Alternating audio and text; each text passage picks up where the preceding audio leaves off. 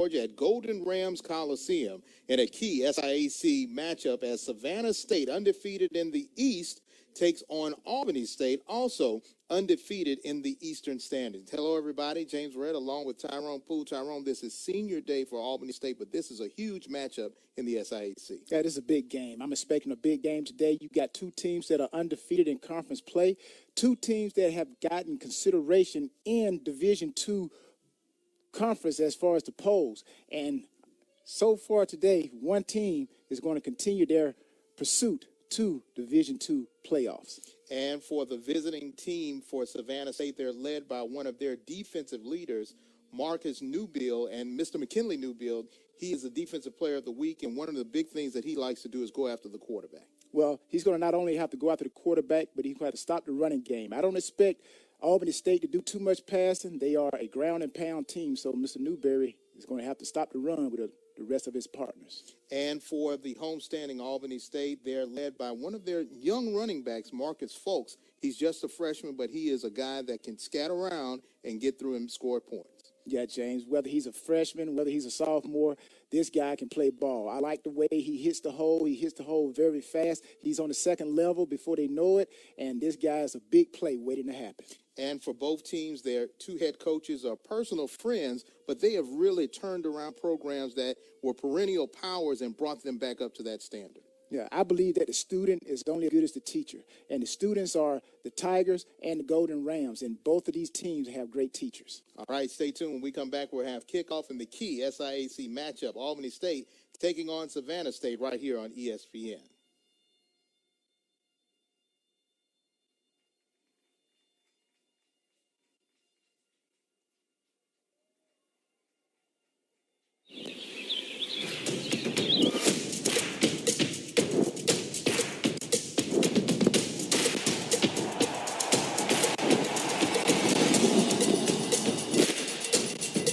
For all the ways you love to play, Academy Sports and Outdoors makes it easier than ever to get what you need and have fun out there. Get free shipping on your favorite brands at academy.com or get free curbside or in-store pickup at your Academy store.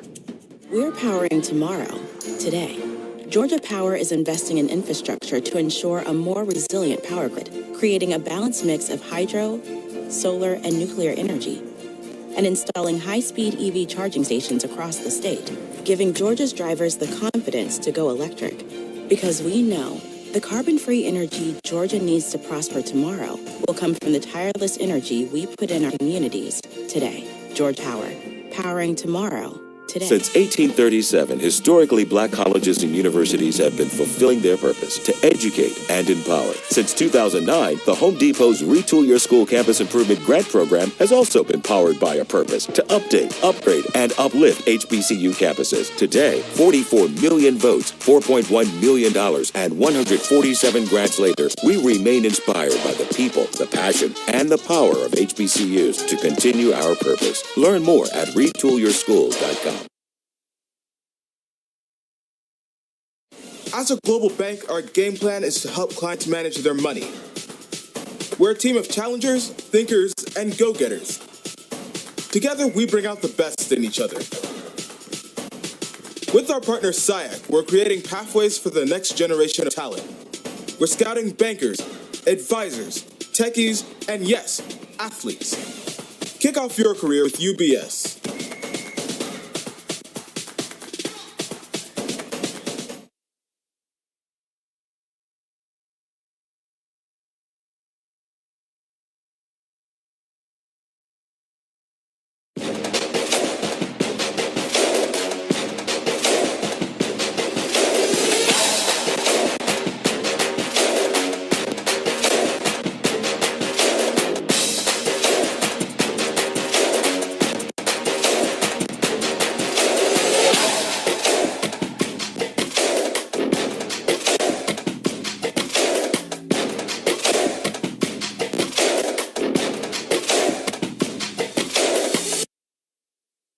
Where will you be in 5 years? By 2025, 2/3 of all jobs in the U.S. will require education beyond high school. A degree from Savannah State University will provide a springboard to your future. Apply today and get the education you need to compete. Looking to advance your career? The graduate degree programs at Savannah State University can help you stay competitive. Whether it's a springboard to the future or a catalyst for advancement, your future begins at Savannah State University. Apply today. We are a university of amazing differences. One of culture and diversity that span our community and link us each to another. Whoever you are, Wherever you're from, we are proud to welcome you to the best university and HBCU. in the world. Albany State University. Excellence is the standard.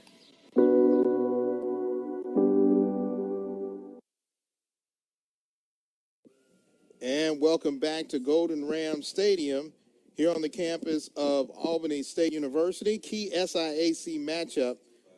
The Golden Rams won the toss and deferred, which means that Savannah State will receive.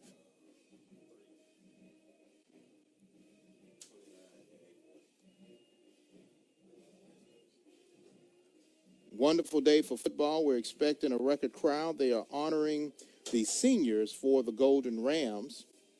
They have 12 senior football players, one senior trainer. Gabriel Belinas, one of those seniors, will be doing the kicking duties for the Golden Rams.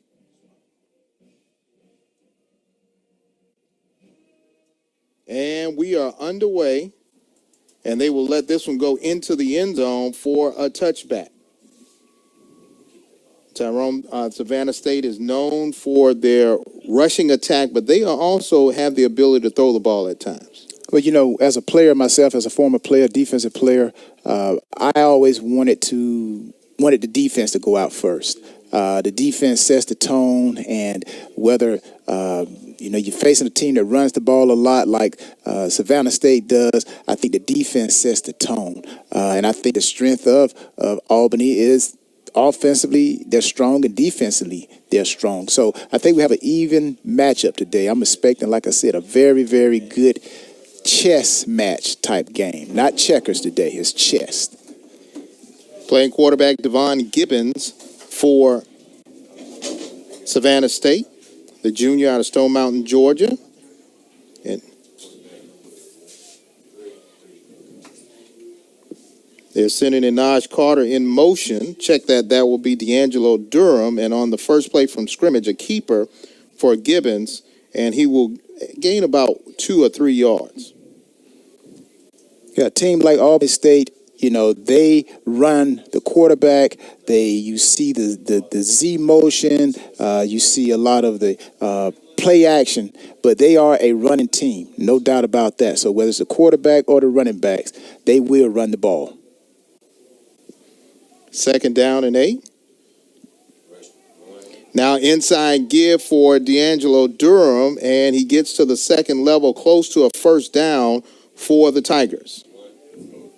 And Durham, he's another guy that you give the ball to him. He's that pound guy. And then we talked about Falks. He comes in with the speed and quickness. But on that particular play right there, that was a straight lead play with a fullback. But the way the offenses are designed today, you really can't tell it. But that was a lead draw.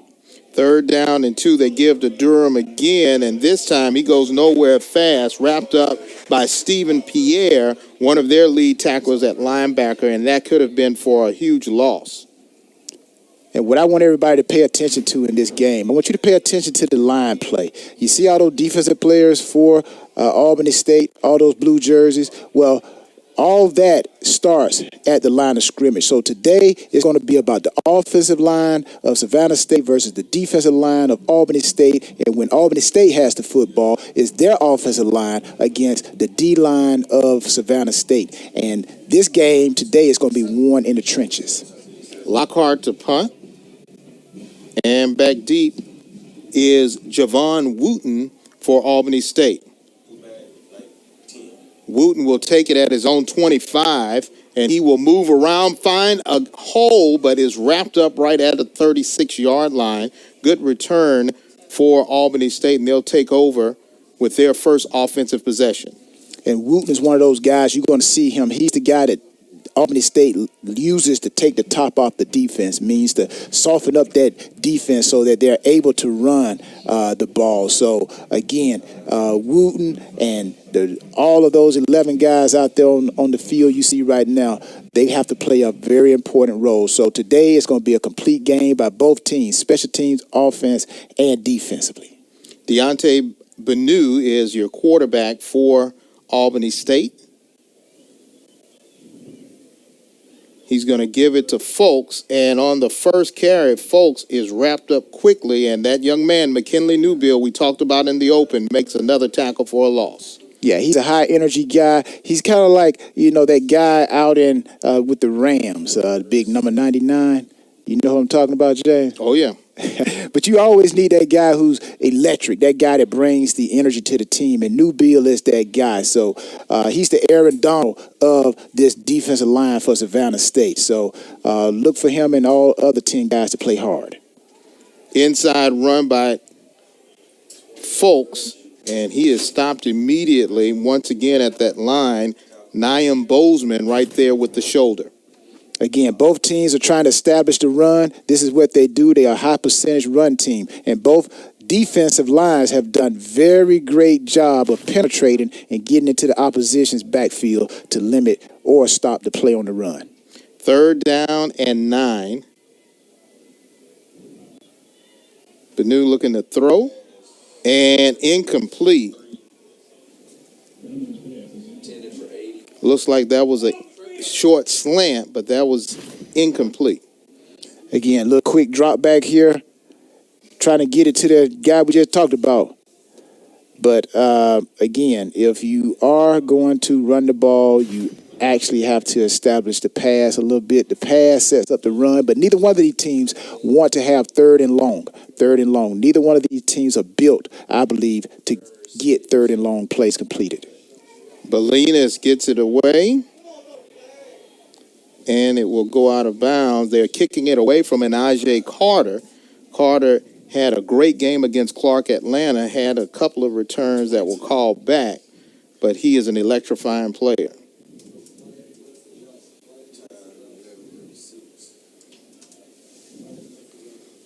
And we'll have timeout on the field. No score here as you're watching Savannah State taking on Albany State right here on ESPN Plus. Stay tuned.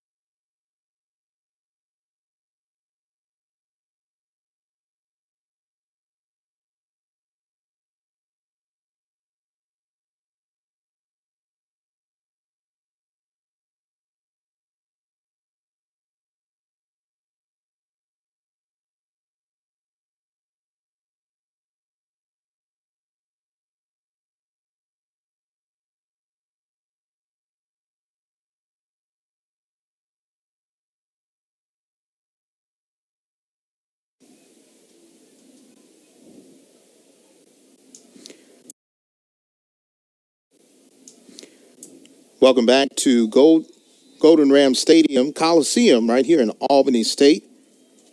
No score here in the first quarter. Keeper by Gibbons, and Gibbons is wrapped up and brought down. Good open field tackle there by Albany State. You know, this game here, both of these teams are undefeated. You know, you go back in my days playing in the NFL, and you know, all fans that are fans of the NFL.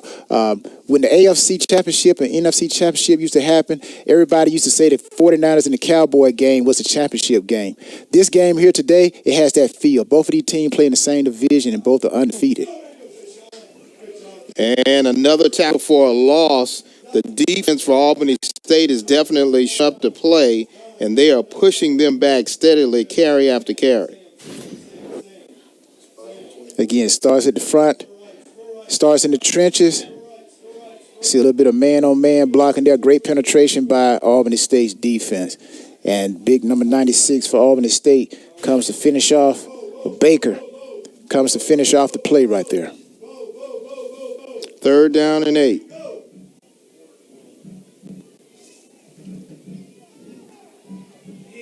Gibbons going to throw and bat it away. Good defense there by Deshaun Williams.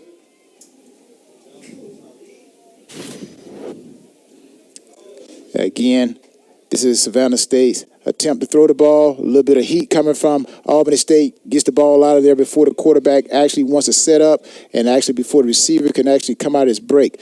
So it's a great play by Albany State, number 22. Turner, great 6'1" corner, using all of his reach to knock that ball away. Another punting situation for Savannah State. And you got to love games like this, man. This is championship games. Special teams, everybody plays a part. Wooten's going to take it at his own 30. Oh, he skedaddled, and he eludes one defender, but not the others. They finally bring him down right there at the 32-yard line. And that's the atmosphere that you have. A championship game again. This has the championship feel. Even though both of these teams still have more games to play, this here is considered, I believe, the biggest game between these teams on their schedule. So when you see them do special teams, just like on that punt, you're going to see coverage, great coverage by Savannah State. It's just so much energy out there on that field right now. It's like a big boxing match.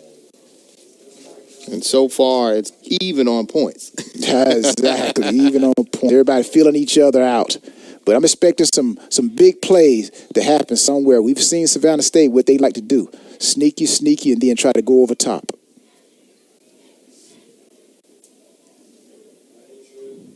A bit of check with me right there. Banu going to try to throw it and looking for a receiver and finds one. Oh, no, they're going to say no, it was incomplete, intended for Derek Davis, the tight end, and in and out of his hands. Looked like he could have had possession, but once he made that second step, it fell out.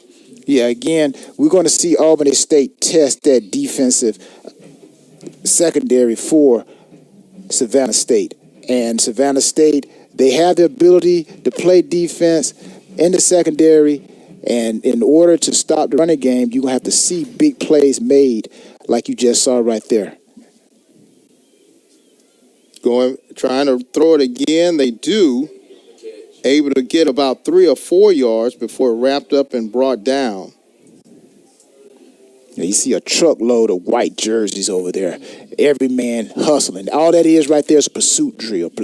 Everybody gets to the ball. Get to the ball. Don't let your jersey not be the one counted on film when they look at it. So, again, it's going to take team tackling. It's going to take team momentum, team attitude.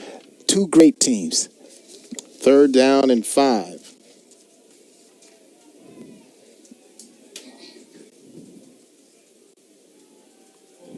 Banu getting pressure. He gets away and close to a 1st down reception made by Rashard Jordan, his back-to-back receptions on this drive.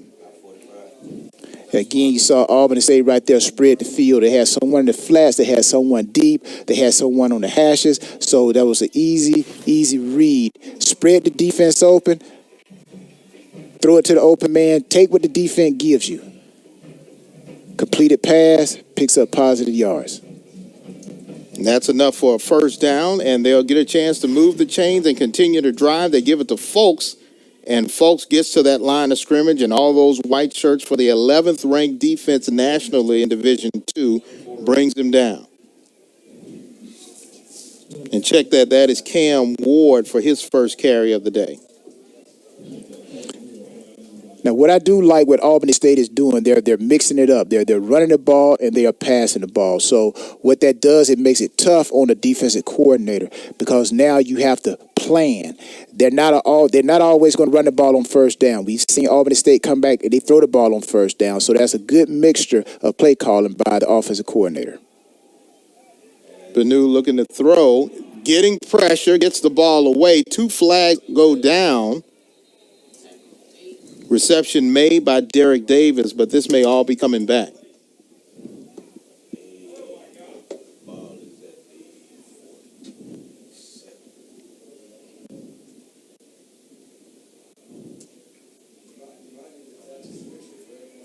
And it looks like it may go against the Golden Rams, but let's see exactly what the official call will be.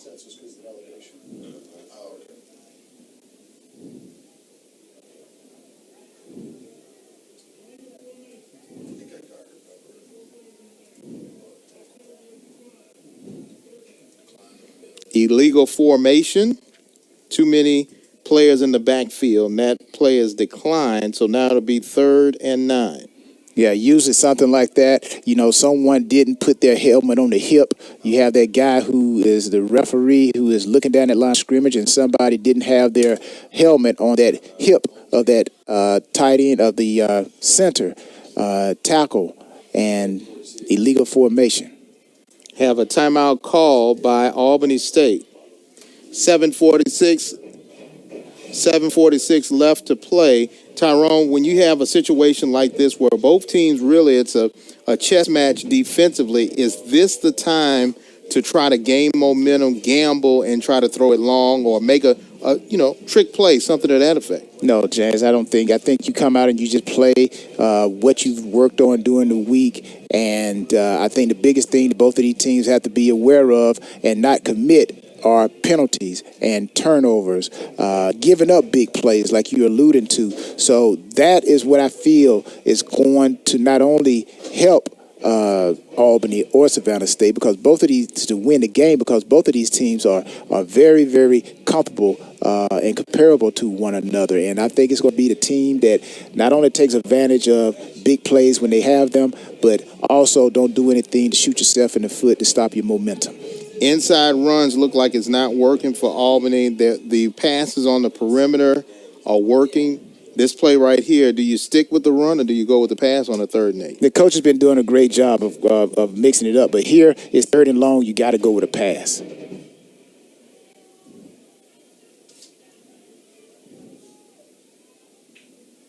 Benu getting some pressure. He's got to run now, and he's off to the races, stretches it out. He should have enough for the first down, depending on where he stepped out of bounds.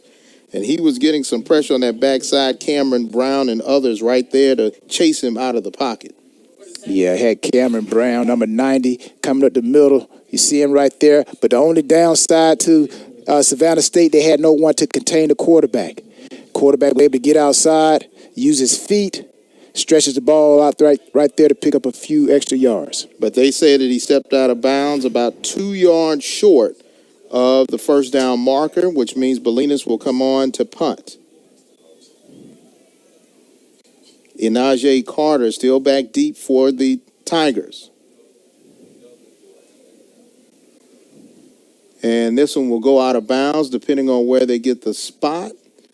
And they're going to spot it inside the 20, right at the 19-yard line. And that's where Savannah State will take over. 6:59 left to play in the opening quarter. We have a defensive struggle on our hands, looking for supremacy in the SIAC East. No score right here on ESPN Plus. Stay tuned.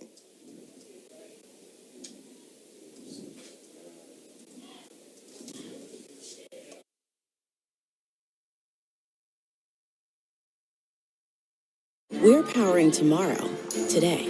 Georgia Power is investing in infrastructure to ensure a more resilient power grid, creating a balanced mix of hydro, solar, and nuclear energy, and installing high-speed EV charging stations across the state, giving Georgia's drivers the confidence to go electric. Because we know the carbon-free energy Georgia needs to prosper tomorrow will come from the tireless energy we put in our communities today. Georgia Power, powering tomorrow. Today. Where will you be in 5 years? By 2025, 2/3 of all jobs in the U.S. will require education beyond high school. A degree from Savannah State University will provide a springboard to your future. Apply today and get the education you need to compete. Looking to advance your career? The graduate degree programs at Savannah State University can help you stay competitive. Whether it's a springboard to the future or a catalyst for advancement, your future begins at Savannah State University. Apply today.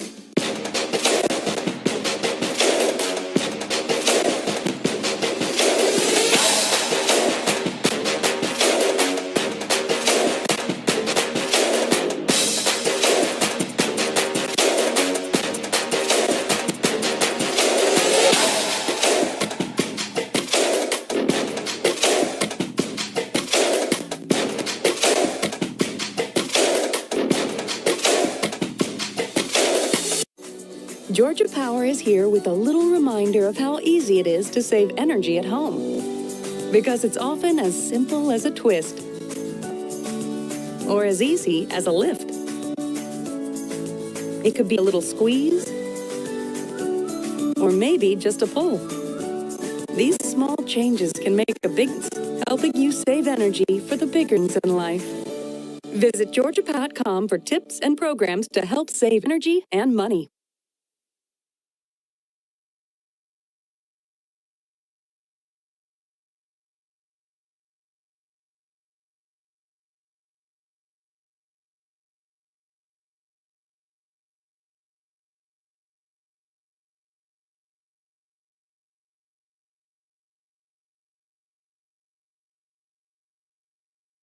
As countdown to the SIAC championship begins.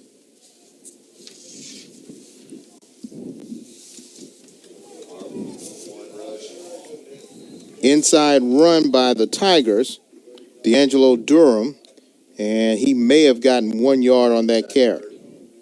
You know, the Albany State defensive line, they are very active, very active. We've seen a lot of Albany State players around the ball. Same way we're seeing with Savannah State. They are very active today. So, again, conditioning is going to play a part as well because as this game goes, you do get tired, and that's when those big plays start to happen. 2nd down and 7. Gibbons now on the run, and he gets about 4 yards to make a 3rd down and 3.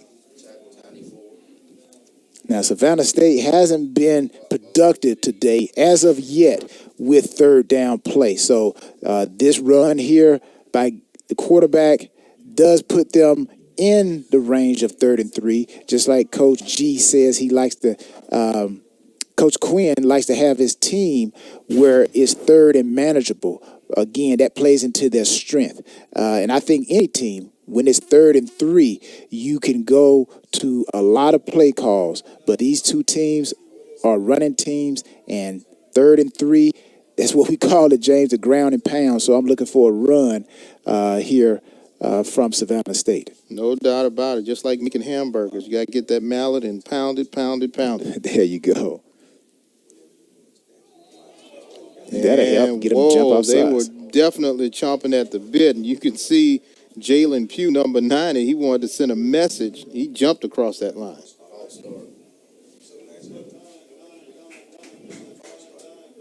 And it's a false start against Savannah State, which will move them back 5. Let's see who moved.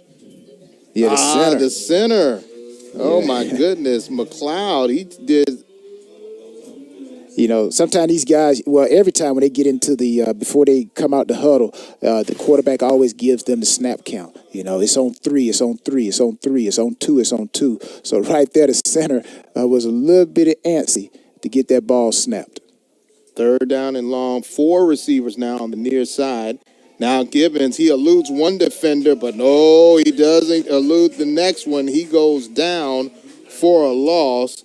Good play there by the defense, and they are able to stand strong and get him the punt. Derek Davis right there, number 91, with the tackle for loss. Yeah, it looked like on that play, Derek Davis was a spy. Looked like he was spying the quarterback, and once he saw the quarterback roll and start to move, then he zeroed in to make that play. So I wouldn't be surprised if you see both of these defenses have a defensive guy that spies the quarterback, because both quarterbacks are very active when it comes to running the ball.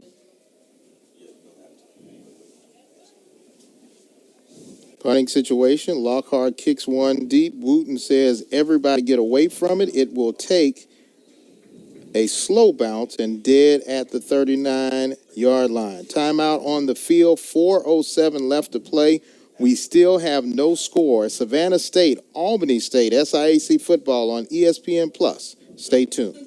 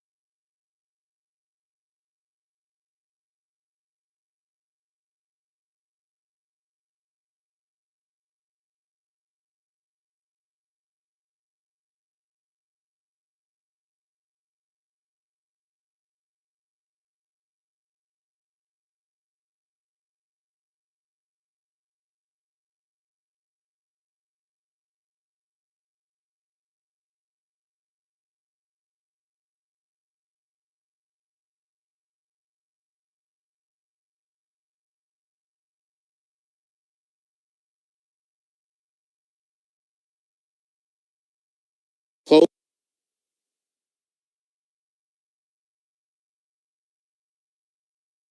Second down and 10.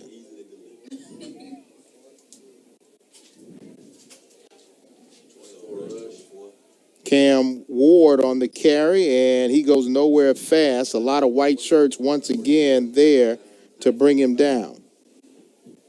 Yeah, a little bit of misdirection right there. You saw the fullback or the H-back go to the left, and you saw Wooten come back to the right. A little bit of misdirection right there on that play, but Savannah State was right there again.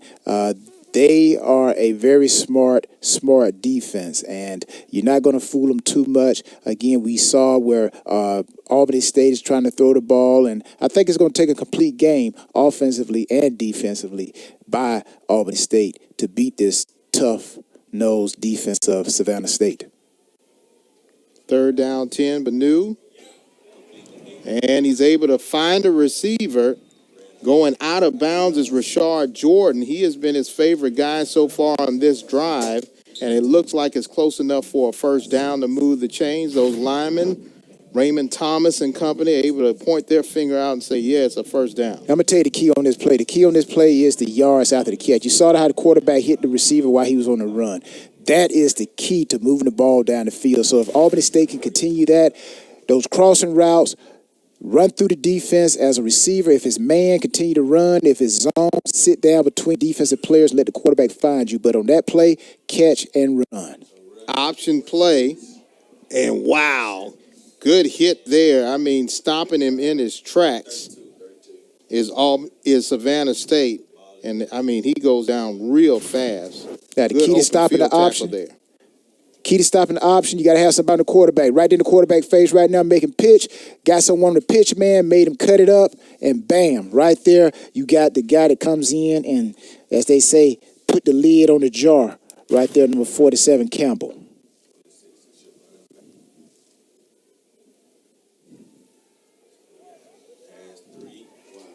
Throwing into the end zone, incomplete. Pass intended for Joe Shorter. Yeah, Albany State tried to come with verticals right there. They tried to stretch the defense, had someone running up the seam, and had a receiver on the outside. So that's what you call verticals. And usually you get that type of route when you get around the 25 going into it. You see all the receivers are running straight up the field, and the quarterback is trying to put that ball in between the defensive players. But right there, overthrown by that much. But actually, you're going to see a lot of those plays down in that red zone. Seam routes. 3rd and long, less than a minute to play in the opening quarter. Isaiah McCray with the reception, and he is stopped short of the 1st down. Everybody's covered. Smart move by the quarterback. Take the check down. Take what the defense gives you. We're in good position to kick a field goal. Don't do anything unnecessary, and that's what you do. Bolinas on for field goal, about a 36-yard attempt. Kick is up, and it is good. The Golden Rams strike first. 3-0 is your score with 16 seconds left in the opening quarter. And we've got a ball game on our hands. Bolinas with the field goal.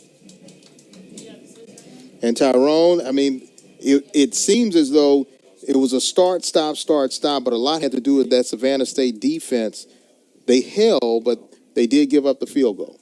Well, both teams are playing good defense. And again, both of these teams, like I alluded to in the opening, both of these teams are getting great consideration in Division II football polls. And like you said, the team that wins today is going to continue their pursuit to the Division II playoffs. And either one of these teams would be a great representative. And it's unfortunate that both of them play in the same division as far as the East of the SIAC, because the winner of the East goes against the West, where Miles, Tuskegee, Lane, those guys are playing good ball there. But I believe that this is the championship game right here, Albany State and Savannah State.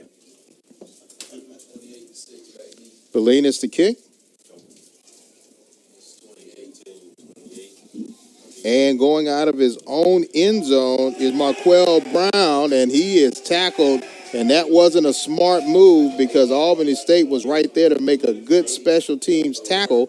And who was that? Rashard Jordan, also a wide receiver, able to make that big play. That's what you want to do on kickoff. You want to come down. Everybody has a lane assignments. You have somebody running down on the numbers, somebody running on the hash, somebody running down the middle of the field. You stay in your lanes, and then once the ball breaks, you go in and make a play. So it's a great play by Jordan. Jordan doing double duty, wide receiver. But, you know, when you're a freshman, you got to do all the special teams, basically. When you're talented, they put you everywhere. They can't keep them off the field. cream always rises to the top. Isn't that what they say? No doubt about it. They're going to get it to Inaje Carter, and here comes Inaje Carter, Mr. Electric. He gets enough for the first down, gets him out of the hole, out to the 20-yard line. Yeah, just another way that Savannah State has to get the ball, keep the ball on the ground. There, they give it to Carter on a Z sweep, coming across, jet sweep. He turns it up, picks up positive yard. Great blocking by the Savannah State offensive players for Carter to get that big gain. 1 quarter is done, and right now the homestanding Golden Rams have a 3-0 lead over the Tigers. We'll see what happens in the second quarter. Stay tuned. SIAC football right here on ESPN.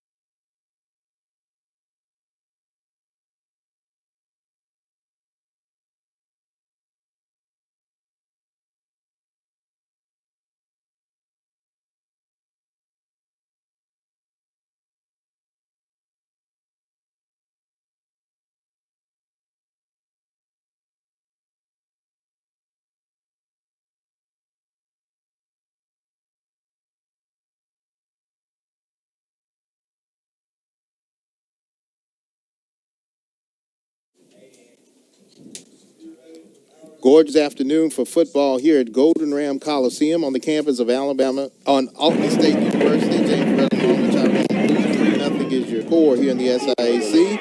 And we're ready to start the second quarter. Savannah State taking their first carry, able to get about 3 yards on that run. You know, as we go into the second quarter here, you know, just taking a peek back at the first quarter, you know, it doesn't seem like much, but it's a big deal. Savannah State has not and did not complete a third down in that first quarter. So this is where they will make or break themselves. So I think they need to get some type of rhythm going and at least try to get a third down converted. They get it out to Inaje Carter, and he's trying to make it on the outside, but he is pushed out. Good pursuit there by Albany State defense, able to come up big And Jari Turner on that corner position, able to come up and really stretch that run out. Yeah, this right here basically is just like a toss. Where they try to do it, get the receiver to motion in like he's going to go across the formation. He goes to the top of the backfield like he's a tailback, and you saw Gibbons fake it as though it was the fullback, and then he pitch it. So this is nothing but another example of how Savannah State gets into the run. But again, they're into another 3rd and long, and so far they have yet to complete and convert a 3rd down. And this time a big sack, great play, and it was a lot of pressure coming in from that backside. Coimba Jones able to get the sack. Great play by Albany State defense. Great play by Jones. Again, they're 3rd and long. Any coach would tell you, offensively, coach would tell you, this is not where they want to be. Again, Albany State comes with blitz. Look at them. They're coming. They come. Comes free. Gets a sack by Jones and company. And again, Savannah State has yet to convert a 3rd down. Punting situation, Lockhart out of his own end zone, has to be careful here. Gets it away. Wooten's going to call for a fair catch. Great field position now for the Golden Rams at midfield. That defense, as they say, they're salty. They have 4 shutouts so far this season, and you're starting to see why. Take tight, take something. Well, if you put a team, you get a team in 3rd and long, then you know they have to pass the ball. And it's a no-brainer. Dial up a blitz. Now, how do you defeat a blitz if you're Savannah State? Well, let them blitz and you throw a screen behind it. We're going to take a break. We come back. We'll see if Albany State can add on to their 3-0 lead right here on ESPN.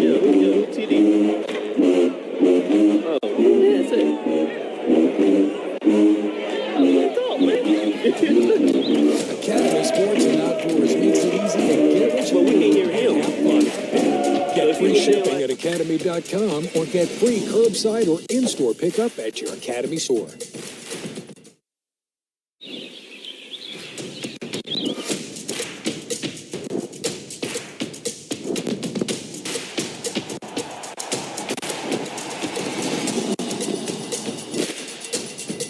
For all the ways you love to play, Academy Sports and Outdoors makes it easier than ever to get what you need and have fun out there. Get free shipping on your favorite brands at academy.com or get free curbside or in-store pickup at your Academy store.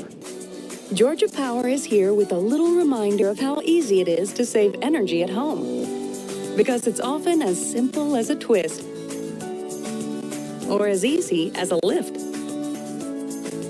It could be a little squeeze, or maybe just a pull.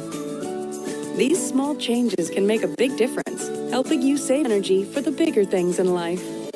Visit GeorgiaPower.com for tips and programs to help save energy. We're powering tomorrow, today.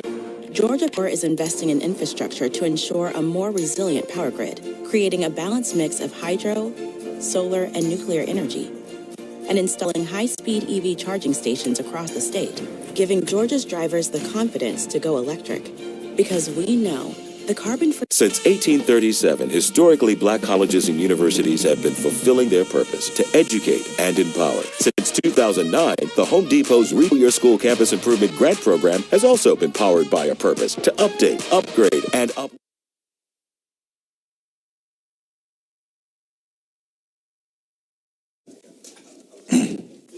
The defense for Albany State University has pitched 4 shutouts so far this season. Right now, they're pitching a shutout 3-0 here early in the second quarter. Dude looking to throw, and he's going to go long, has a receiver, and yes, it looks like it's going to be pass interference. Intended receiver Joe Shorter. Let's see what the official call will be. Did a little bit of pass interference on Bowles, but didn't get his head around.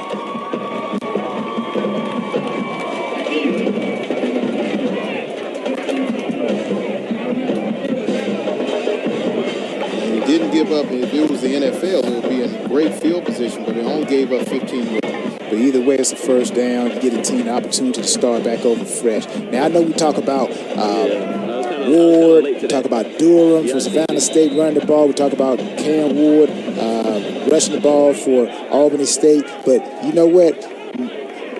Benu is really out-dueling Gibson in the passing game, and you're seeing it right here. That pass goes awry. Tyree Taylor. That one was incomplete. If you replay it, don't get my shot.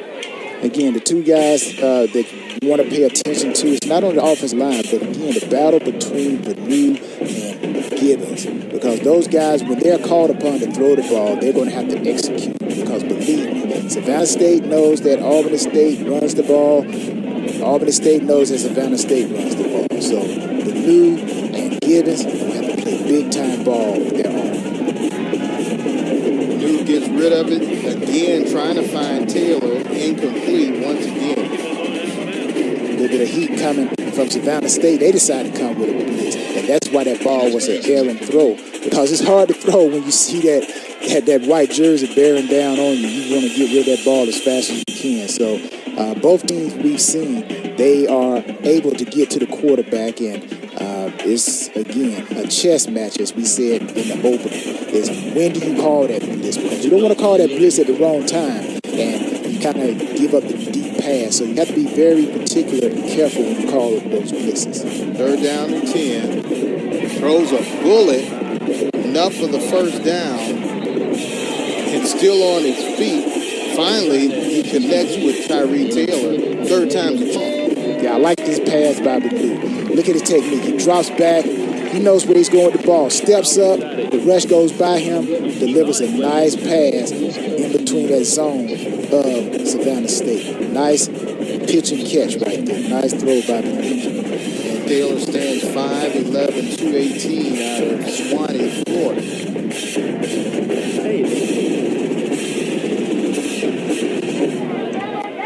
Throwing long is Benu, and looks like his receiver lost his footing during the route, and it's incomplete. It looked like they had a little bit of corner route action going on there. They had one receiver going towards the safety, a post, and they had another one running a post corner. Looked like they might have had a little bit of 86 action going there. 86 means one guy runs a post, the 8 route, and the other one runs a corner route, which is a 6 route. So a little bit of 86 action going on there. That's the number call when you look at the pass tree. 2nd down and 10. Inside run to McCray, and McCray able to get a few yards to bring up another 3rd down and long. It'll be maybe 3rd down and 9. Take another look at it here. Again, Savannah State comes with a little bit of pressure. The hole opens up, but again, a good coached Savannah State team by Coach Queen. Everybody is assigned to a gap. And when you stay in your gap, guess what comes back to the football? 3rd and 9. So far, Albany State doing a good job of converting on 3rd down. Benu looking for the end zone. High up. Oh, man. Incomplete.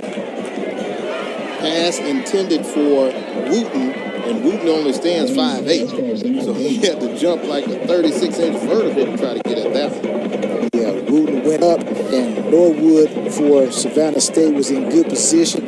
If he had not been in that good position, number 20, then that probably would have been a completed pass. But we see the technique. Norwood gets head around, uses his other arm to go through the arms of Wooten. Incomplete pass. Nice play by Norwood. Looking for their 2nd field goal opportunity. This one about a 30-yarder. It is up, and it is good. Bend but don't break defense for Savannah State has yielded 2 field goals now for the Golden Rams. They have a 6-0 lead here at Golden Ram Coliseum on the campus of Albany State. Stay tuned. We'll have more SIAC football right here on ESPN+.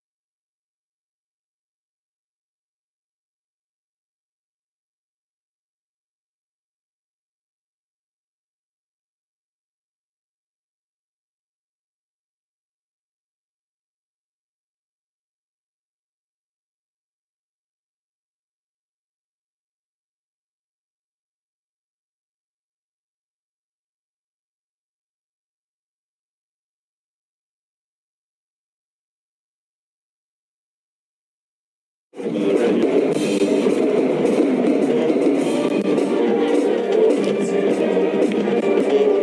a look at the band for Savannah State, they made the trek up to Albany State.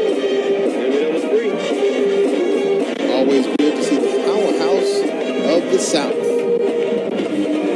Bolinas already kicking 2 field goals. He's back to kick it deep.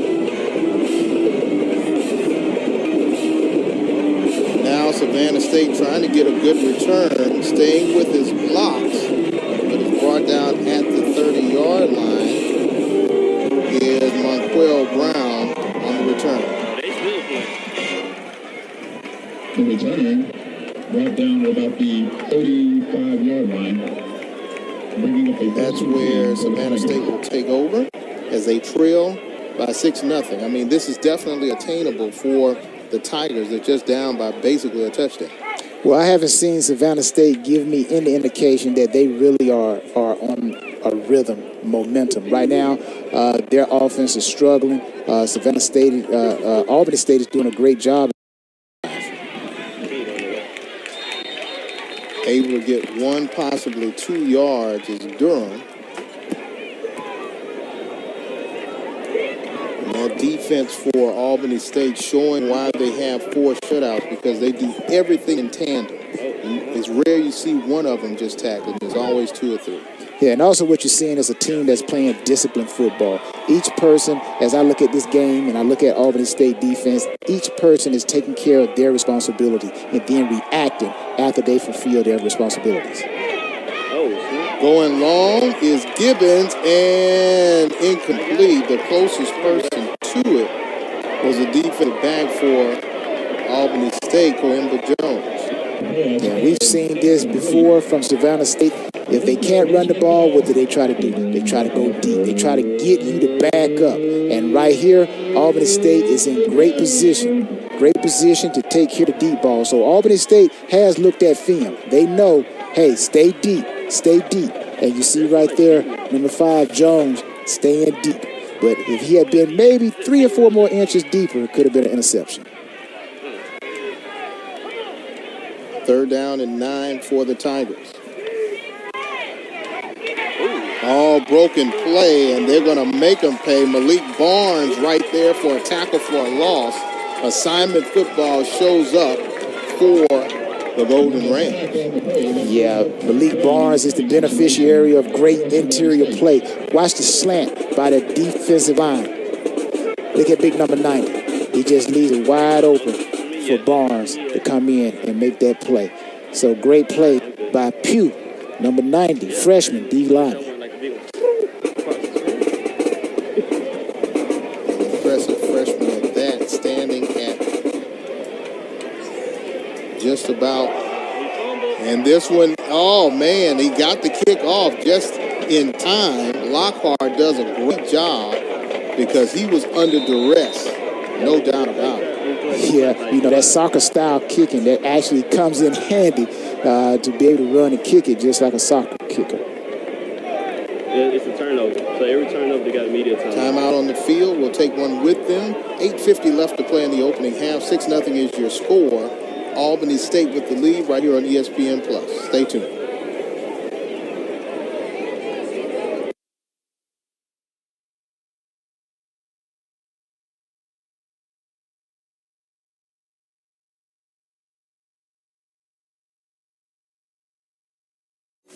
Georgia Power is here with a little reminder of how easy it is to save energy at home.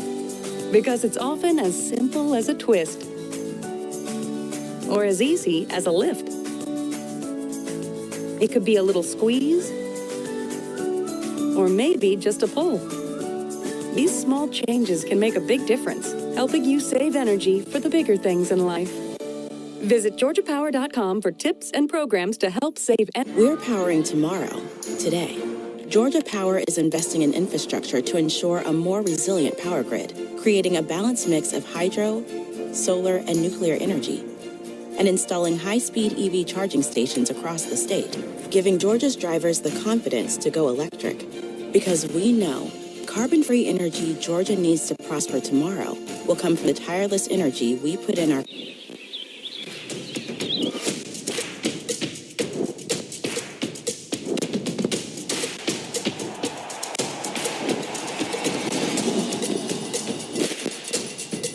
For all the ways you love to play, Academy Sports and Outdoors makes it easier than ever to get what you need and have fun out there. Get free shipping on your favorite brands at Academy.com or get free curbside or in-store pickup at your Academy store.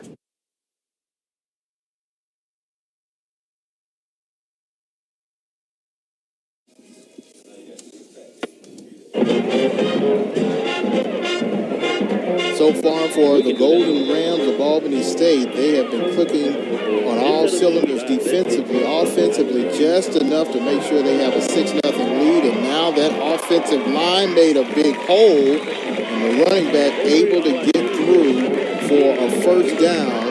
Good run there by number 24, Cam Ward. And you're right, that offensive line, those guys are big, and one thing, those guys are smart. They know leverage, and right there, what you saw was leverage. And Ward was able to go between the tackle and the guard to pick up big plays. Ward's going to stay in and block, and now, once again, they're going to give it to Rashad Jordan, the favorite receiver right now for Purdue. Another first down. Now this offense is starting to roll. Defense for Savannah State, they may be fatigued a little. Yeah, you know, like this play call here, this is a screen play. I always like the screen. Watch those offensive linemen come down. They looking for somebody to block. Get the ball into your best pass catcher hands, and they do that right there with number 80. Jordan picks up a great play, great yardage for Albany State. I always like the screen play. Would love to see more of it, but that is a great play, especially with those big linemen going downfield blocking. Going to throw long, wide open is Jordan. Jordan's going to stay in bounds, knocked out of bounds now at the 5-yard line. Great play by Rashad Jordan, and Albany State now in the red zone. Again, we saw this play previously. Remember I said they ran a post and a post corner?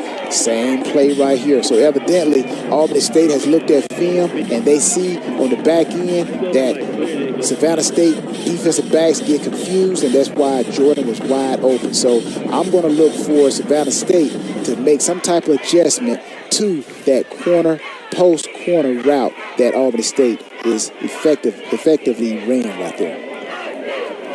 First and goal for the Golden Rams.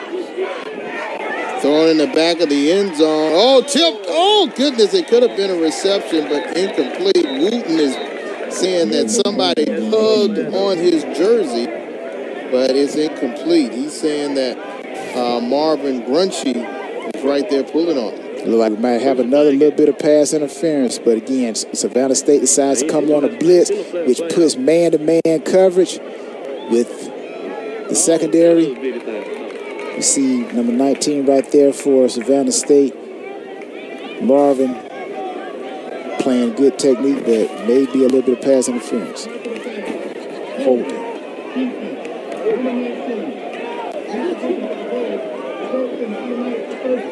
So they do call the hold on Marvin Grunchy. Half the distance, so to move it down to about the 2-yard line from the 5. You know, usually you hold when a receiver puts a good move on you. So right there, I'm pretty sure Grunchy, Marvin like, hey, you know what, I'm not going to give you a free pass to the ball. So, but he just got tied up and got called for that holding. So see if Albany State can convert. Give it to McCray. And McCray is close. And yes, they do call it a touchdown for Isaiah McCray, the freshman, able to get into the end zone, our first touchdown of the day. And check that, that's Cam Ward, the other freshman, and that's McCray right there to celebrate with him. Touchdown, Cam Ward. Yeah, everybody who remembers that Tennessee and Buffalo Bills game where it was all about how the D-line got off the ball and stopped Buffalo from converting. Well, right there, Albany State offensive line got off the ball and opened up that gap to allow Ward to score. Salinas with the point after attempt. He has been perfect all day today. Touchdown, and now it's 13-0 in favor of Albany State. And it's still 6:41 left to play in the open half, but I think as they they say if it was a boxing match, they made Savannah State stagger a little bit in this round. Yeah, they made them stagger a little bit, but like you said, if it was a boxing match, I would say that this is just the second round.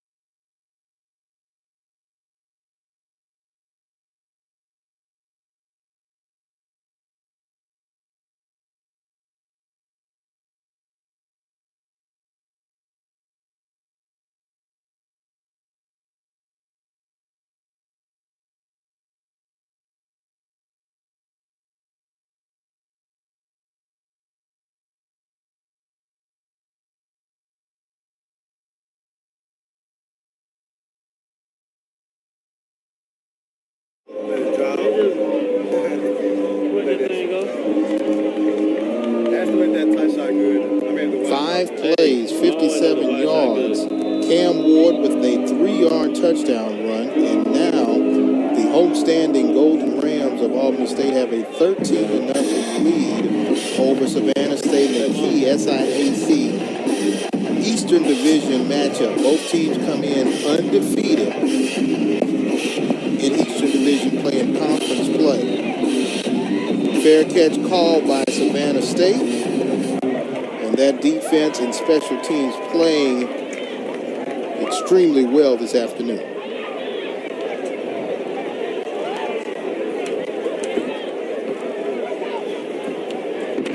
.640 left in the opening half. Winner of this game will definitely control their own destiny to win the Eastern Division and punch their ticket to the SIAC championship game. Both of these teams are ranked within the top 30 of all of teams in Division II football. Talking to both coaches, they have not said anything about the playoffs or about winning the SIAC championship. They're trying to play it one game at a time. Gibbons still in at quarterback to run the option. Now Gibbons is going to keep it and get enough for the first down. And now you see the speed of Devon Gibbons. He's also the leading rusher on the team. Yeah, you saw the difference on this play, James, versus all the other two quarterback option plays. Albany State had no one in position to take the quarterback, no one to take the pitch man. And Gibbons kept it and picked up a first down for Savannah State. Are they going to be on the video? Ball out to the 35-yard line now. Pass incomplete, trying to get it to Inaje Carter. And that one was low. Yeah, I think Gibbons' technique was that good on that one. Let's watch him on his technique and see if we can find where that error was in that pass. Doesn't look like he really, like he just kind of threw it like a baseball pitch and threw it in the dirt, like he was throwing a sinker ball right there. And that ball did sink and incomplete. So he's going to have better passes than that when he's called upon. to throw the ball for this Savannah State Tigers offense. If he can't throw the ball, if Gibbons can't throw the ball, and Albany State continues to limit the run, Savannah State going to have problems. Keeping it is Gibbons, and he eludes one defender, but not the rest. Good job making an open field tackle, Stephen Pierre. Again, Savannah State has a very, very cerebral defense. Those guys are smart.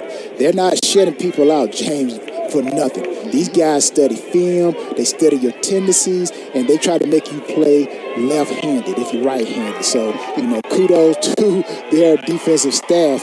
And sometimes it's the offensive staff that actually comes in to help the defensive staff. But either way, Albany State is playing great defense. Third down, getting some pressure, throwing long, has a receiver, but just overthrows him on the far side of the field. Again, passes like that, Gibbons to make.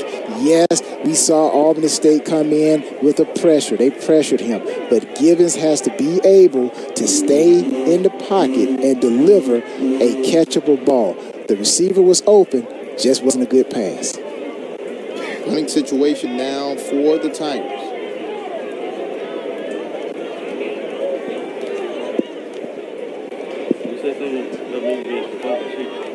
Lockhart doing a good job of keeping Albany State away from the football.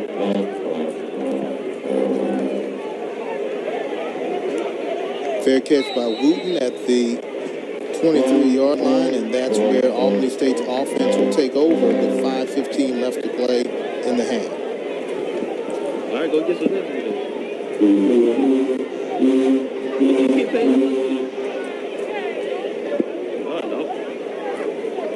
Offense rolled in the last drive. 5 plays, 57 yards was Albany State. And they were able to get a 2-yard touchdown run from Cam Ward. And let's see if they can do it again.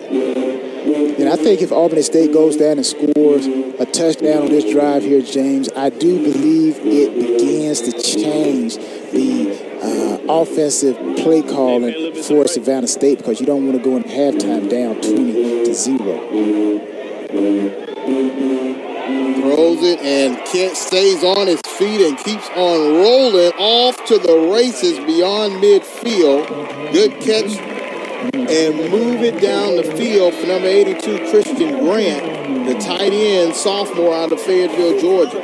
Yeah, again, you know what makes this play roll? The run and catching on the run. So big 82 Grant there uses nimble quickness, his vision. Look at him, keep looking to his left. Oh, you're not going to get me. But again, this is the difference between what Banu is doing and what Gibson is doing. Cam Ward on the carry. He's able to get about 4 or 5 before he's met by a wall of white shirts. Now, when you got the passing game going, James, and you got a little bit of running game going, it's tough. It's tough for the defensive coordinator because you don't know what to stop. It's tough to make the correct play calls because now you're off balance. So right now, Albany State has Savannah State's defense off balance. Second down and 5. Banu going to throw long, looking for a receiver. Catch is made inside the 5. First and goal. Great play by Joe Shorter. They were looking for him all afternoon. They finally caught it at the right time.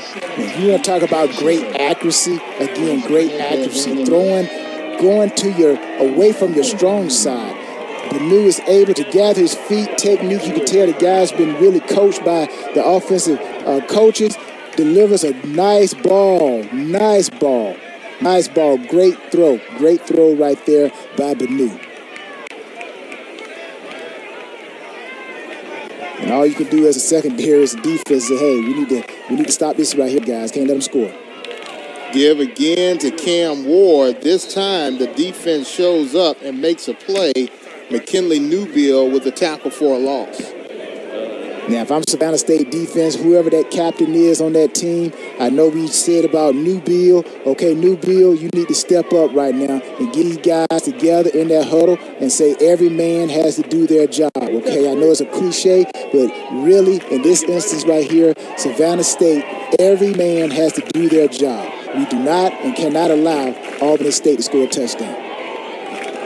Sending the tight end Grant in motion to the far side. Trying to find Grant, and this time incomplete. Good coverage there by Levante Larry. Yeah, nice coverage. You know, that's what they call basketballing. You know, you see both of the offensive and defensive guy. They both had their arms extended, and that is perfect play by Larry right there. Great defensive play on his behalf.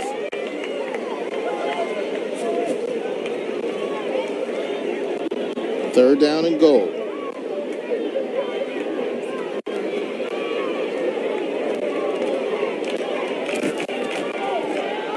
Looking in the end zone again. Oh, good. Battered away.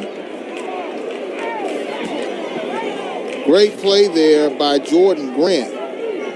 Check that. Kewan Harris right there on the coverage.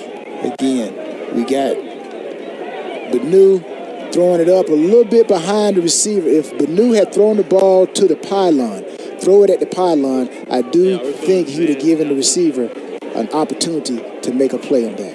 But it was a behind the throw, behind the receiver, and the DB was able to make a play. 27-yard field goal for Bolinas. Kick is up, and it is good. He is 3 for 3 today in field goals. 2:32 left to play in the opening half, and for Albany State, here in their home Coliseum, they're pitching a shutout, 16-0, right here on ESPN Plus. Stay tuned. We'll have more coming up next.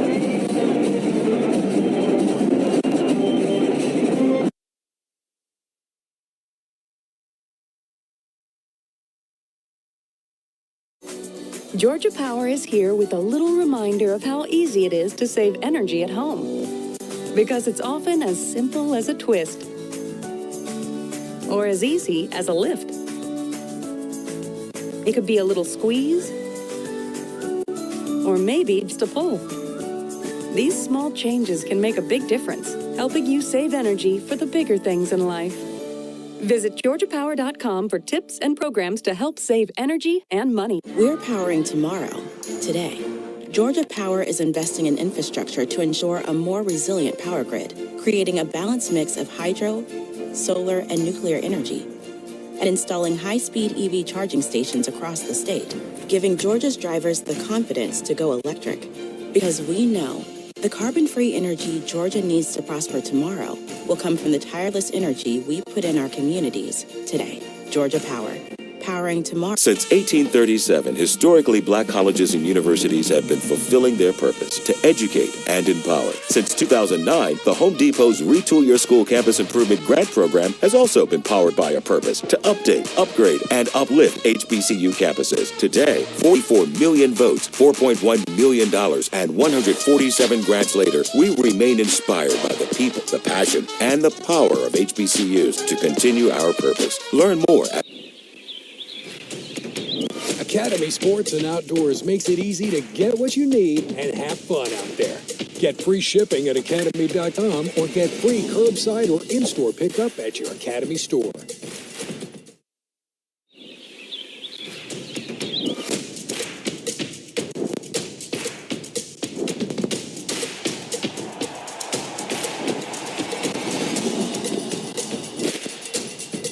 For all the ways you love to play, Academy Sports and Outdoors makes it easier than ever to get what you need and have fun out there. Get free shipping on your favorite brands at academy.com or get free curbside or in-store pickup at your Academy store.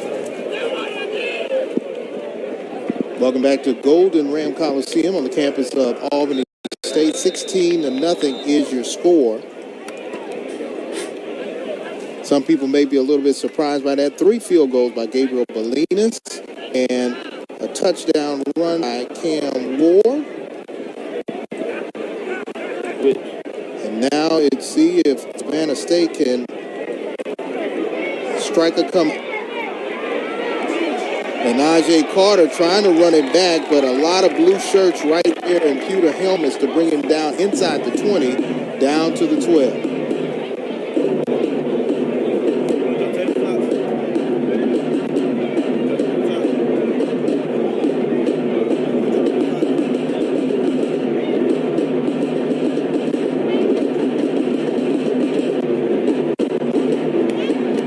Here comes Savannah State's offense. Tyrone, if you're Savannah State at this point, do you want to start to throw the ball a little bit more?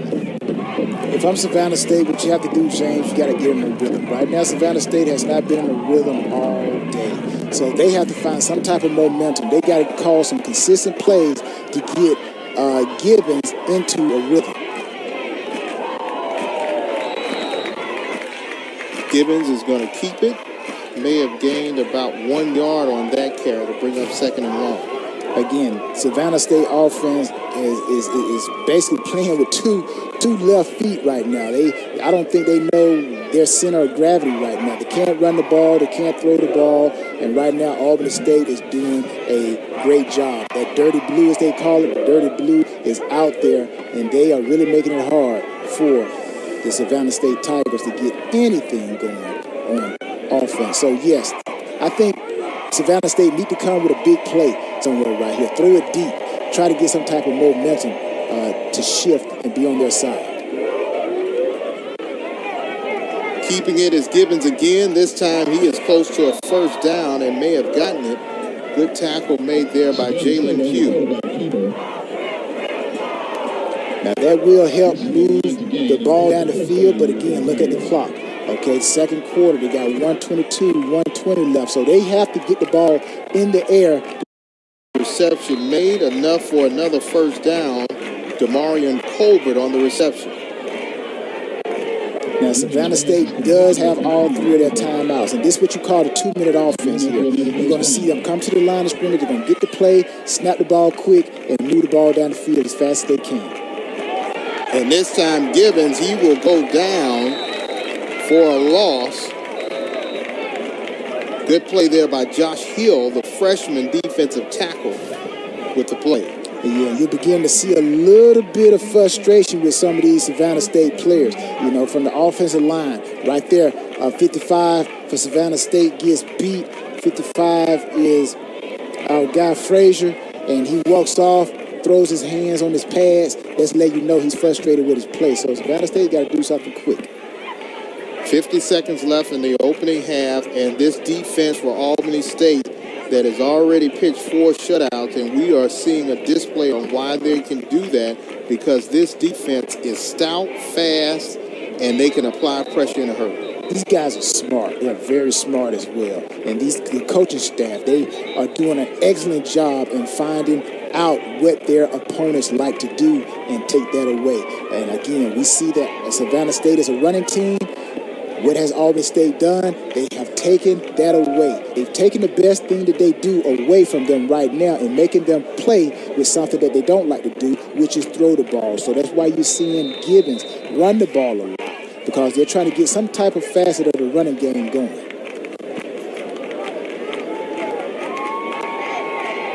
Gibbons, the flare pass does not go according to plan, incomplete to bring up 3rd down. A flare pass, which should just be a very lob pass, kind of like a layup. It's kind of like a layup. Don't miss the layup. Right here, just get it to the running back, receiver. Again, Gibbons throws the ball in the ground, not giving this offensive guy an opportunity to make a play. Randy Scott, the intended receiver. 3rd down and 13.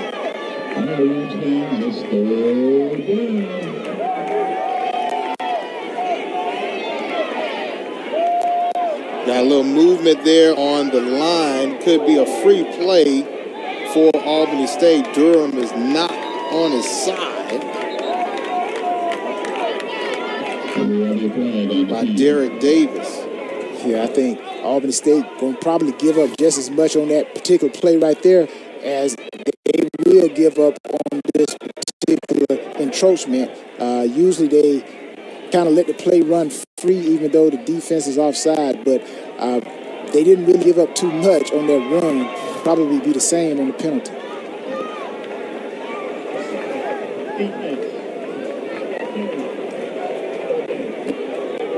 So they get 5 more, but they still get the redo third down. Again, the run was probably equivalent to the penalty, but again, it just shows how reactive this Albany State defense is. These guys, even though they make a mistake, they whistle, they know they're outside, but they still continue to play. And Savannah State could have very well taken advantage of that play, but because these guys, the Dirty Blue, they're playing hard today, again, they are reactive and playing hard. Third down and 8, ball is loose. Savannah State falls on top of it. Gibbons not happy about that and getting a little word back by Malik Barnes. And they're exchanging pleasantries. This is as they say, the revival of an intense rival. Yeah, it is. If you look back over the years, there was one point in time where Albany State had won 15 straight games against these guys. And Savannah State had 3 games. So I think beginning in 2015, these guys actually, Albany State just went on a win streak. And I think it was 2019 when Savannah State actually broke that win streak by Albany State. So up until then, Albany State had beaten Savannah State 15 straight times. So Albany State knows a little bit about how to beat Savannah State, even though they got new coaches. It's a big contrast. It doesn't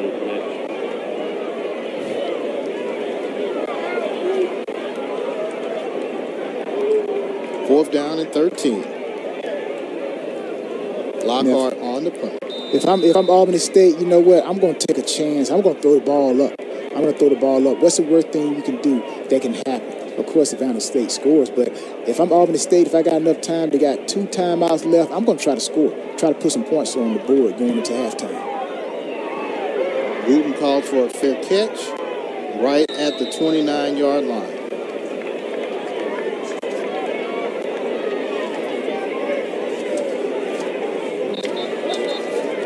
$16-0 is your score.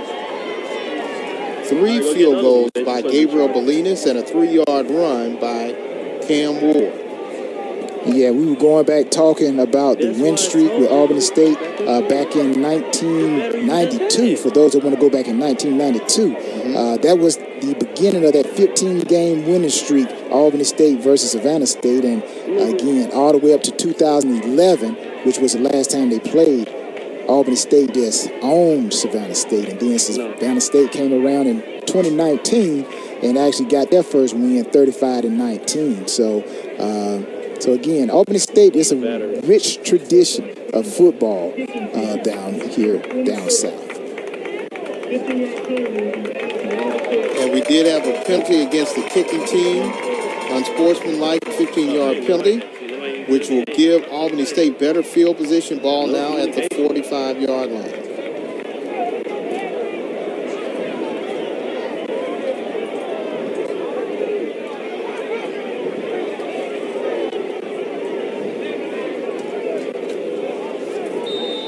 And we're underway. 25 seconds left to play in the opening half. Banu still at quarterback for the Golden Rams.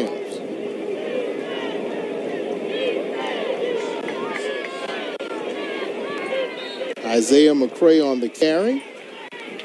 And looks like they may try to let the clock run down. No sense of urgency by the Golden Rams to get one more play off before the half. I guess I got the Steve Spurrier mentality. I'm like, you know what? Their job is to stop us. So I'm going to try to run that ball. I put some more points on the board. And the play clock hits 0. And for the Golden Rams, they have come out and sent a message in the first half. 16 unanswered points. And their defense has held Savannah State scoreless. 16-0 is your score. Stay tuned. We'll have halftime right here on ESPN+.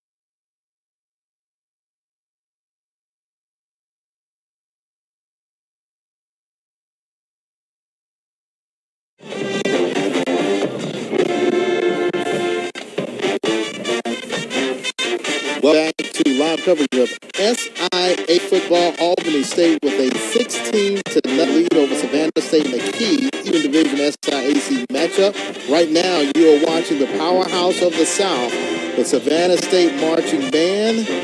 Enjoy.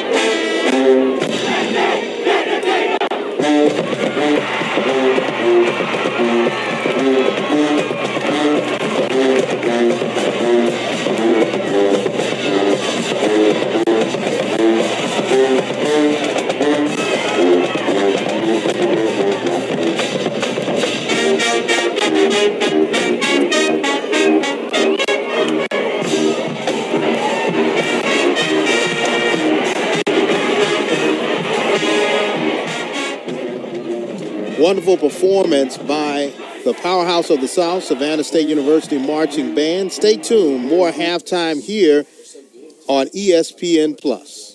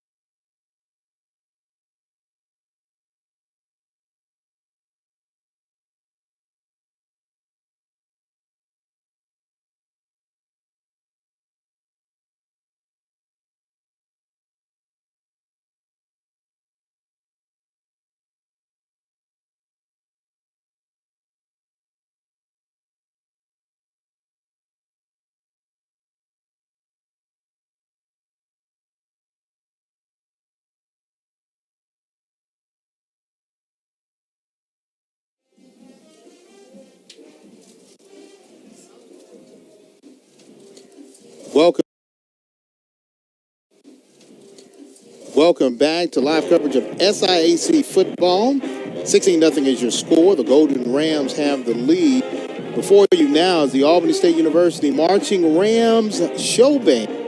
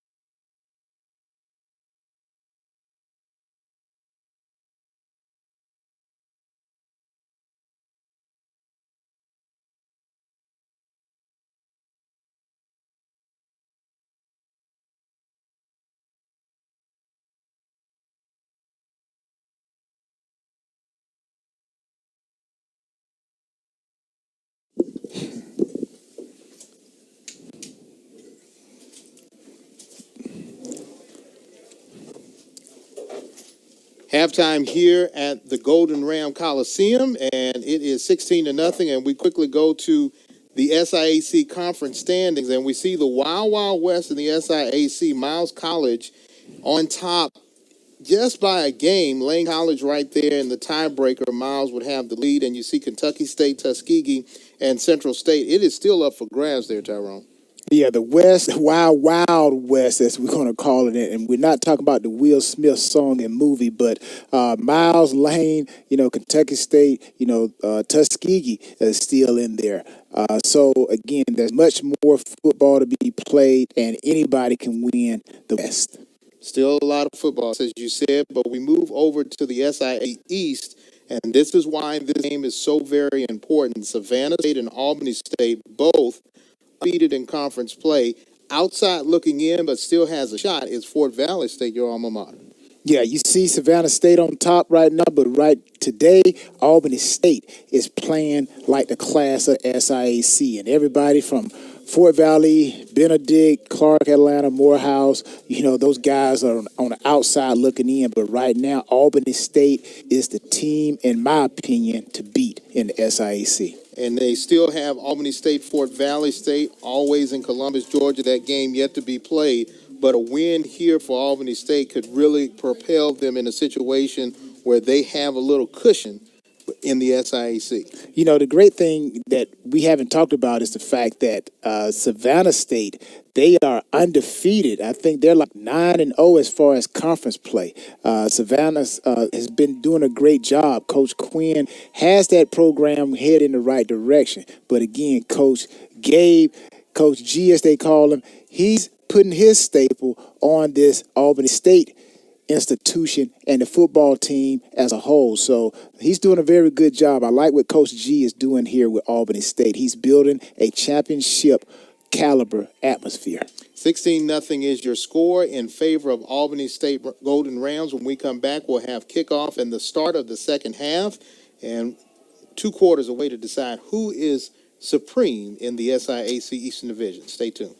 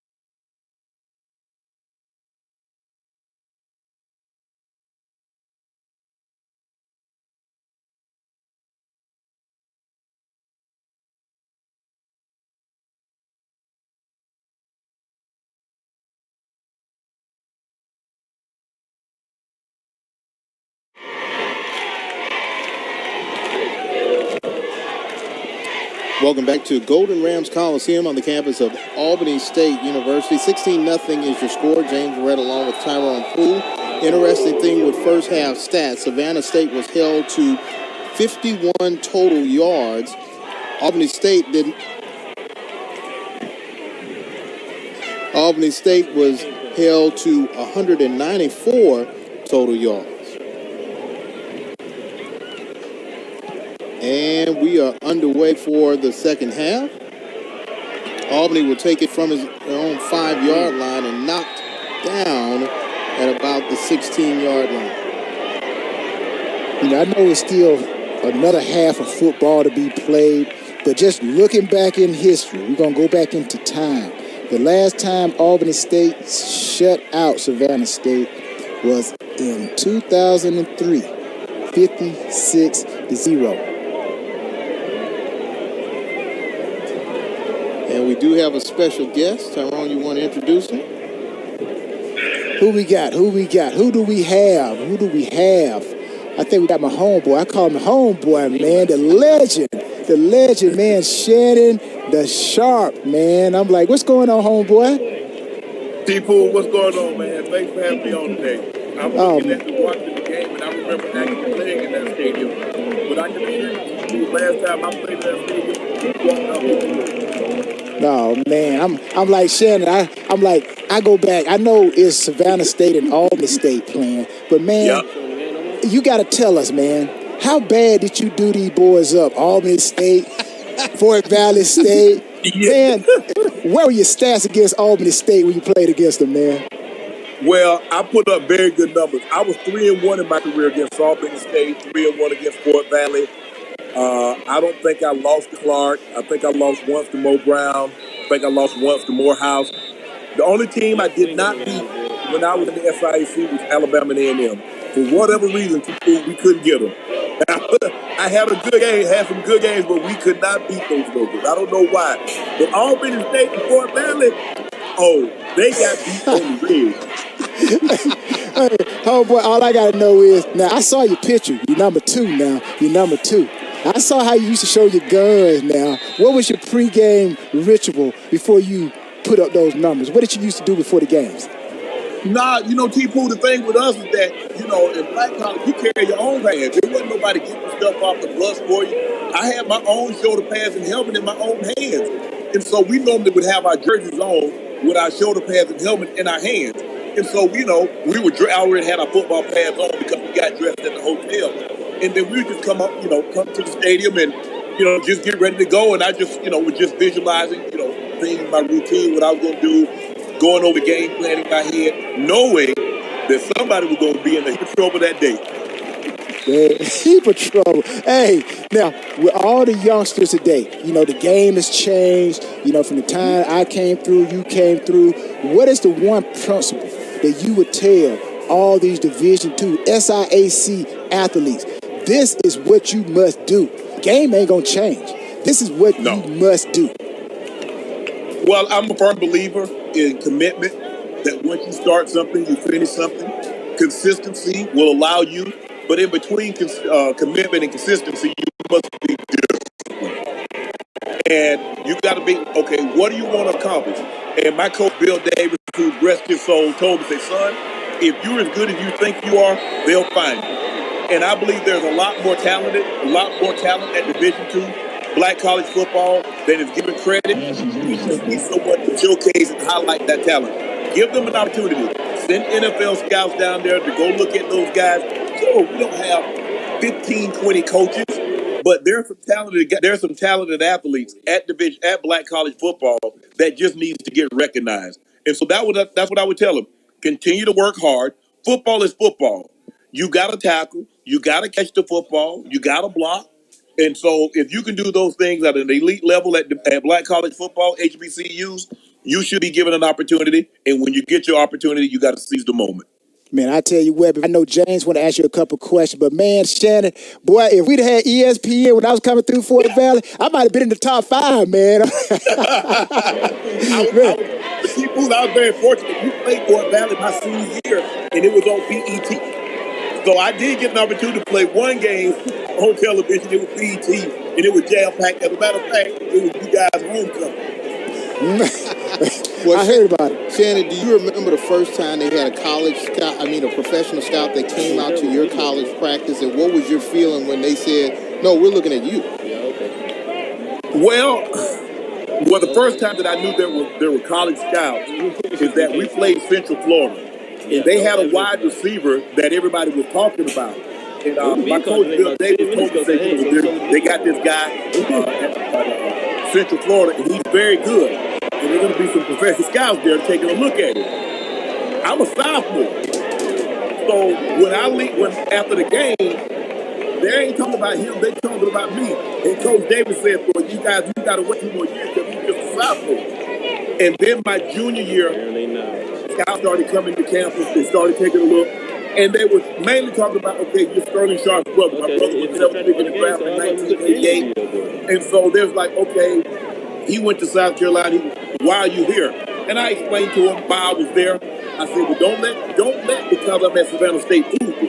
I still got ability, and somebody's going to give me an opportunity, and I'm going to show them what I can do. And that's all a guy you need. Sometimes you just need an opportunity, someone to give you that opportunity. I was very fortunate. The Broncos took a chance on me in the 7th round, and I took it.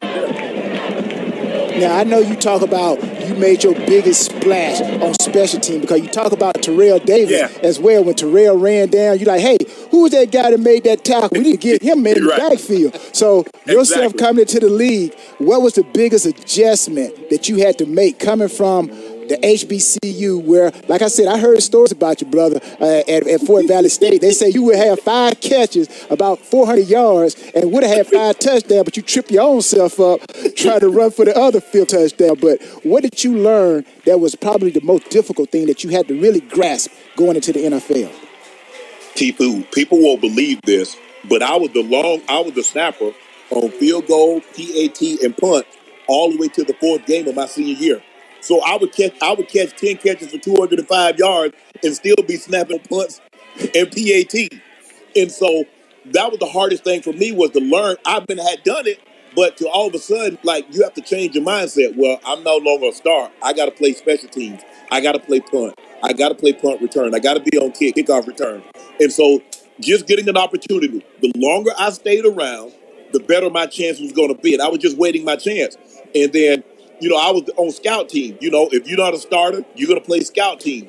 And I would look at the card, and whatever position was getting the ball, that's the position I played. Be a tight end, I was Jerry Rice, I was Tim Brown, I was Chris Carter, I was whomever. It didn't matter. If they had a circle on the card, that's who I wanted to be. And one year of my second year in the league, we're scrimmaging. I'm the tight end. And I'm just killing them. I'm catching the ball T-Pood. I'm catching touchdowns. I'm spiking the ball. I'm throwing the balls in the woods. And Wade Phillips, who's our defensive coordinator, blew the whistle. And he said, Dan, put his you-know-what in the game and see if they can cover it because we can't. And from that point on, they started giving me opportunities, and I just took advantage of the opportunity. Oh, man, I love it, man. And, again, being a great product of Savannah State, man, a great product of the SIAC, man, it's always good. And I'm glad that ESPN is giving an opportunity for HBCUs to be exposed to see the talent. Because like you said before, it was kind of difficult. Unless you were a big name person or a big name team, then you got on BET. But now it's like almost every week, HBCU is being showcased on ESPN. So, James, what else you got for great? Go ahead, Shannon. Well, I want to talk about I appreciate that. I think a lot of that has to do with Deion. Deion Sanders, obviously being at Jackson State. He's a very high-profile individual. He's to that, and I really appreciate him. A lot. And Eddie George now at Tennessee State. You're starting to see guys that play in the National Football League, knows what it takes to get into the National Football League. Because at the end of the day, when you go into someone's parents, grandparents' home, that kid, no matter what level it is, T-Poo, they have ambitions of playing at the highest level. Yeah. So now you get a Deion Sanders. Now you get a Eddie George. And you get some of these guys, and a lot of these guys have professional coaches on their staff. Yes. They can go into a living room, sit down on a couch, or sit down at the kitchen table and says, okay, we believe you have what it takes to play at the next level. And I would like to be a participant in you developing, building, and getting to that next level. So I think it's unbelievable. I really appreciate ESPN for doing what they do, showcasing and talent, and for Savannah State and Albany to be on ESPN. I never thought I'd see this day. I never ever thought I'd see this day. Now, I know Jane got one more. He got another question, but I got to make this last statement. Now, when it comes to working out, and a lot of people don't know that we used to work out. We had our little workout group. We did. Me, you, Cordell Stewart. Lee Flowers, Lee Flowers, everybody. Now, what we used to do, James, when guys, like, Shannon and myself, we're kind of like cut from that old school. We're going to work out, man. We work out weekend when everybody else is resting. So when we knew that a guy who worked out with us, we knew he had partied hard, that weekend, we come in Monday on workouts. We get the pace going real fast, man. Don't joke. That tempo on it. Yeah, we pick up the pace on. We gonna make you pay. Okay, you want to party on Saturday and Sunday? Oh, we gonna get it about you. Well, before we let you go, you have your own podcast club, Shay Shay. I think that's what it's called. Yes. Did you ever think in your wildest dreams you would have your own platform besides a show to talk about what you want to talk about? I did not. I just wanted, at the time when I was at Savannah State, all I thought about was going to the next level, playing in the NFL. And when I was in the NFL, early in my career, all I thought about was being the best I could possibly be. What I was eating, getting my proper rest, making sure I was training properly, make sure I had the best people around me to make sure my body, mind, soul, everything was football related. And then as I started transitioning, I started thinking about what I was going to do after the game of football. But never did I actually think that I would have be on television every single day, and I would have a platform that more people know me from this platform than I actually play football. And sometimes people are like, well, how do you know so much about football, and how do you know so much about sports? I'm like, I study a lot. So that's the way I leave it, because a lot of people, when they see me in the streets, they don't realize that I was an ex-professional athlete, and so I leave it at that. I'm like, I do a lot of studying. I tell you what, and now working out with you, I know you talked a lot. So you are perfect for what you're doing. Because you used to talk trash during working out. And the clip that I remember the most in the NFL, you go over to the phone, y'all, you know where I'm going. Y'all playing the New England Patriots. You said, Mr. President, you need to sit as many men as you can because we are killing the Patriots. That's a classic, man. The thing is that, we had fun. We talked during workouts because T-Poo, those workouts, they last an hour and a half, 2 hours, and that's in 5 days a week. So we had to make sure we was getting it in, and then it's such a competitive, once you get on the football field, it's me against you, it's your team against my team. In order for you to have success, you need to win your one-on-one battle. For me to have success, our team to have success, I need to win my one-on-one battle. And so that's what it was. And it was great. It was a great time. And I try to give back to some of these young guys. Some of these young guys are receptive. Some of them are not. That's fine. But I wish we could have had the access to the players, like the new players have to us.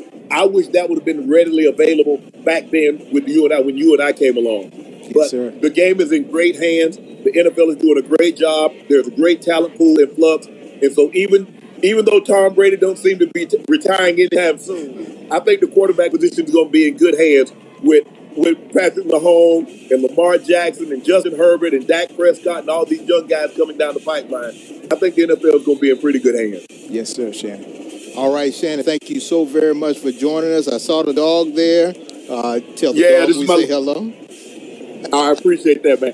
T-Poo. Yes, sir. Congratulations, bro. All the best, and I'll talk to you down the road. Yes, sir, Shannon. Thank you, sir. All right, thanks a lot. Right, Shannon Sharp, Hall of Famer and broadcaster. Tyrone, you got some connections. Oh, man. I'm like, we had fun days working out, man. I'm telling you. Like I said, we used to take those guys who were not serious about their workouts, and they try to come work out with us, and they don't party on the weekends. And, man, we would speed the tempo up. And basically, they would be exhausted halfway doing the workout. Wow. And it looks like no exhaustion there for Albany State's defense as they are really keeping Gibbons wrapped up.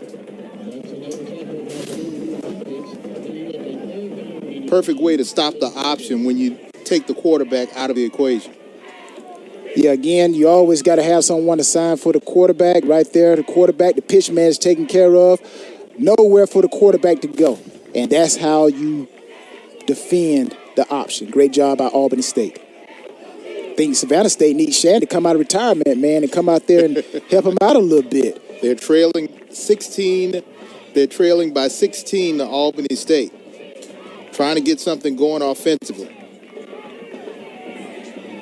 Gibbons now trying to elude a couple of defenders, keeping it alive. He skirts out of bounds, may have gained 1 or 2 yards.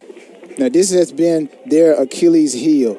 The third down, they put themselves in situations where it's 3rd and long. And again, the type of offense that Savannah State runs, when you get them behind the 8 ball as far as on 3rd down, it makes it impossible for their offense to convert. So give kudos to Albany State's defense. They are really doing a great job at limiting what Savannah State can do and putting them at 3rd and long.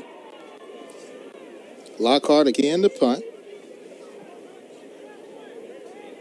Wooten's going to let it bounce, and it goes out of bounds right at the 24. 7:09, 7:08 left to play here in the third quarter. Albany State defense has been outstanding. When we come back, we'll see if their offense can add on to the 16-0 lead right here on ESPN+.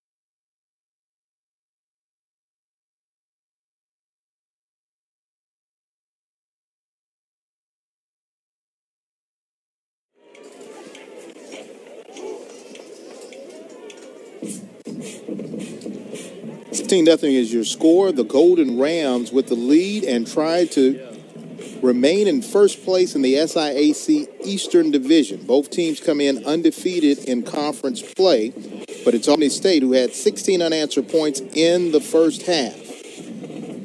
Tyrone, we had a wonderful conversation with Shannon Sharp, NFL Hall of Famer. You guys used to work out while you both were in the league, but talking about your time in the SIAC, the way that Albany State is playing defense, lights out. You're saying that if you were a position player, that's the way you had to play every game, lights out. Yeah, you know, Shannon gave some principles of how the athletes, if you're a Division II athlete, especially in the SIAC, if you want to go to the next level, you got to be disciplined. You got to do certain things. And I'm going to add in, you got to dominate. Just like you said what Albany State is doing today, they are dominating. And myself, my days in the SIAC, that's what I did. I dominated. I made it look like I didn't belong on this level. And it grabbed the attention of the upper level. That's how I got into the Senior Bowl. It's like, okay, hey, this guy, even though he's from Fort Valley State, the SIAC, this guy can really play. We need to see what he can do against the likes of the University of Texas, Georgia, and I remember getting in the huddle, James, with them guys, man. I'm like, hold on, man. I'm like, I used to see these guys on TV, man. Now I'm playing with the Golden Domer, and I'm playing with that all-white helmet of Penn State. Kerry Collins was my teammate in the Senior Bowl and became my teammate at Carolina, but still, I didn't let the scene, the atmosphere, make me feel like I was less.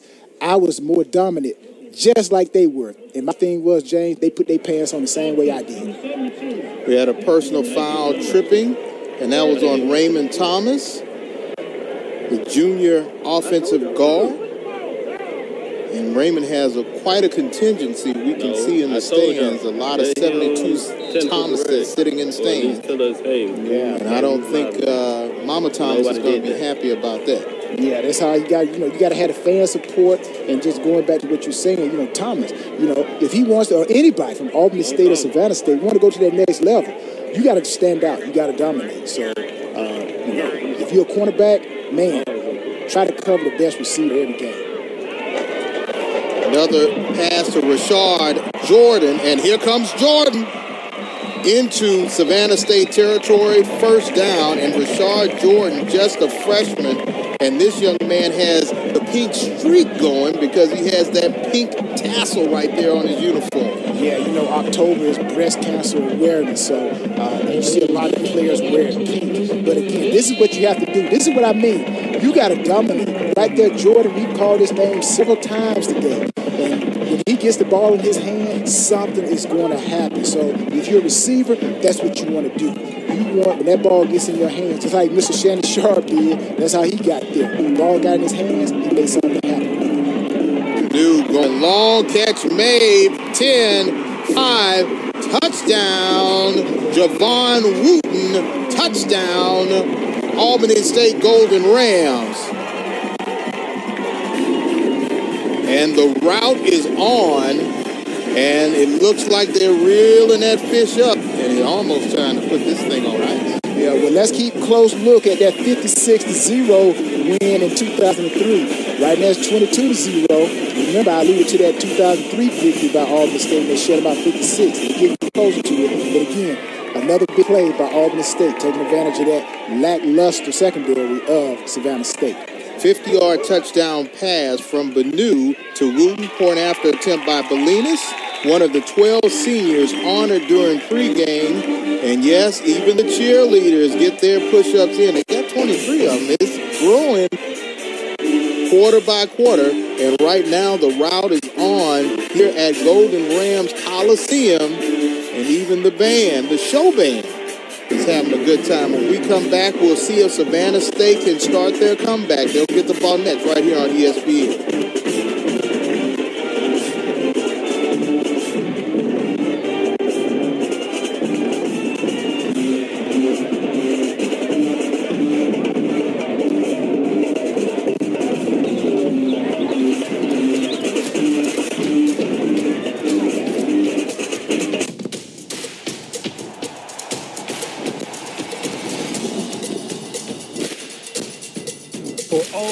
You love to play.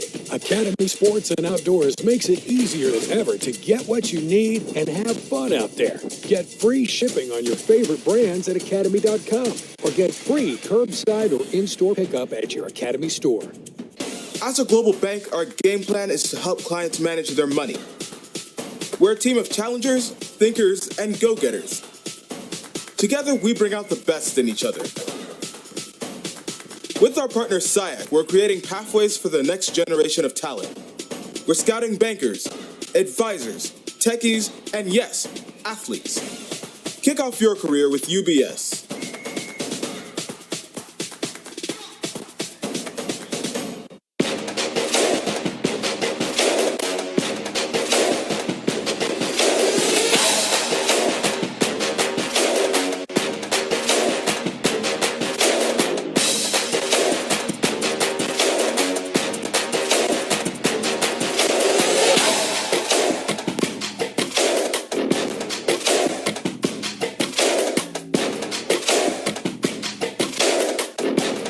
Where will you be in 5 years? By 2025, 2/3 of all jobs in the U.S. will require education beyond high school. A degree from Savannah State University will provide a springboard to your future. Apply today and get the education you need to compete. Looking to advance your career? The graduate degree programs at Savannah State University can help you stay competitive. Whether it's a springboard to the future or a catalyst for advancement, your future begins at Savannah State University. Apply today. 50-yard touchdown pass to Javon Wooten. Point after attempt was good. 23-0 is your score. The Golden Rams right now blanking Savannah State to see who will remain in first place in the SIAC Eastern Division. Winner of the East will meet the winner of the West in the SIAC Championship game, second week in November. Galenas with the kick, and Savannah State right now trying to do something to ignite their crowd and their team. Gets the ball out to about the 19-21-yard line.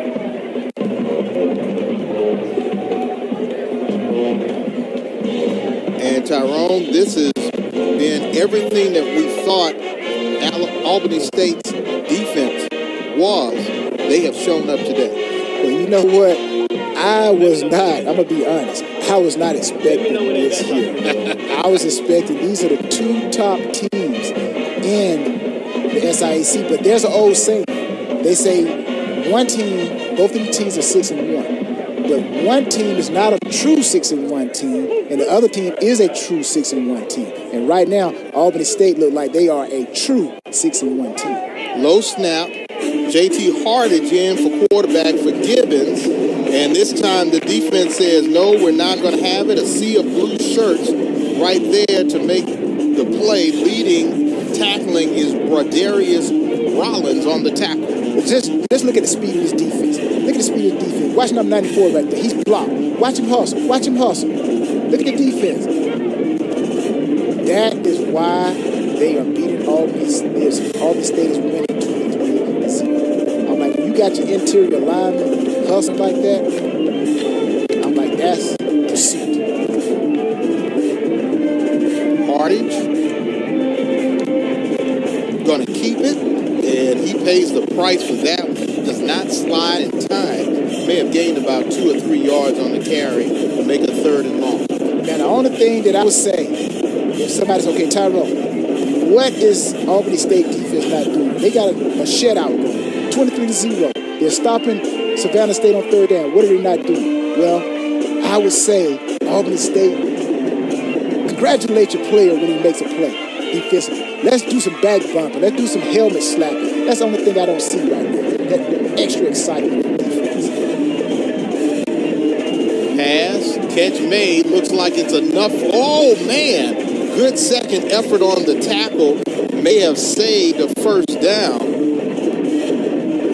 Catch made by Randy Scott. But they will give his forward progress enough to move the chains. 1st down, but great effort there by the Albany State defense to try to pull him back. Yeah, usually it always where the point of the catch is made. Yes, sometimes you see the defensive players come in and push the offensive player back, but that's why that referee runs to that particular spot and put his foot down. That guy, the referees on the sideline. So they are able to give the referees that are on the field where the true marking is of the ball. Going to give it to Inaje Carter on the end around. Inaje finds some room and gets out of bounds, but not before he was able to make about a 6-yard gain. Again, Savannah State has to throw the ball. And this is where you start to see the limitations of your offense play selection. And again, if the key to beating Savannah State is to get up on them and kind of take them out of their rhythm. But Coach Quinn is going to stay with his bread and butter because he believes in his offense. You see him now go to a spread offense with a little bit of motion here. Once again, Inaje Carter on the end around. And check that. That was... Bunch of the Dirty Blues. That's what that was. 96. That was 30. Randy Scott right there on the carry on the end around. Everybody on that Dirty Blue, you see Jones coming up making a tackle, but it's that whole defense. It's everybody taking care of their gaps and their responsibilities. 3rd down. Call it 4.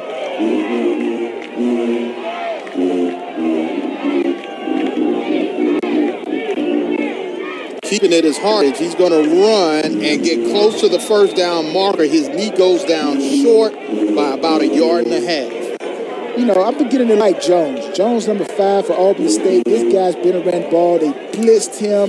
You know, he's shown up when they try to run it on the corners, and he comes up with a big play right here. Watch him come in and make a great open field tackle. Boom, shoots the legs out.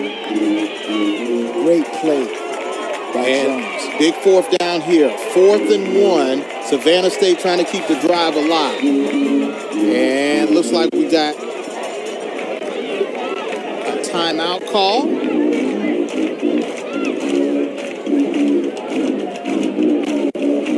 This would be a huge emotional lift with 1:16 left in the third for Savannah State because they haven't been able to do much offensively. You know, they're going to need more than this lift right here. They're going to need a skyscraper, but they definitely at a position of the game where a punt is not even a figment of the imagination.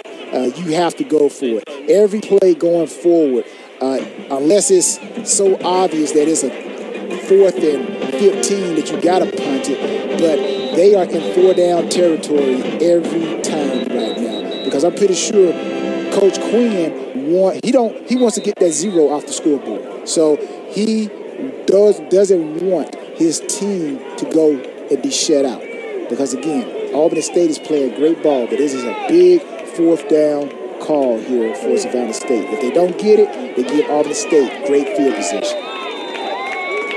D'Angelo Durham, the only back in the backfield with Hardage. High snap. Hardage is going to keep it, and he may be short depending on the spot. Doesn't look like he got it based off of that referee coming in from the sideline. Oh, man, it's going to be tight.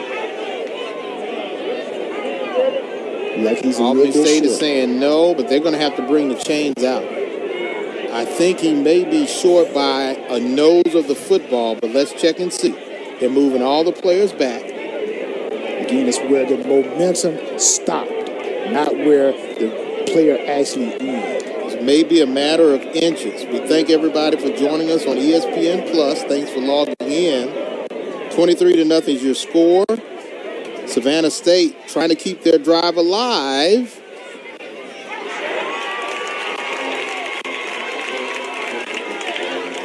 And it is short. And the Dirty Blue defense stands tall. Savannah State will turn it over on downs. Yeah, again, we go back and look at this play. Again, that's why I do not think you should be in the shotgun when you are in a 4th and inches situation. You got to put your quarterback up under the center because there's so many things that can happen. We saw that it was a high snap. The high snap threw the timing off, and that allowed Albany State to actually be able to penetrate and stop that movement, which could have been a first down, but because of the high snap, I believe it caused Savannah State an opportunity to gain that first down, and it now gives Albany State the ball in excellent position on the field. ASU with a good short field. Benu looking to throw long, trying to find a receiver, and in and out of his hands. Joe short-armed it. Oh, no. Joe, say it ain't so. You know, Jane, typically this is what you do when there's a big momentum change in a game. The team that stops the opposition, they usually come back with a big play right off the bat. And that's what you saw Albany State do right here. They had that big stop on 4th down. We got the momentum. Now let's go deep. They throw it deep, but unfortunately, you should have had that one. Maybe the sun was in his eyes right there, but Shorter should have had that. That was a sure touchdown, and he knows it. Look at him.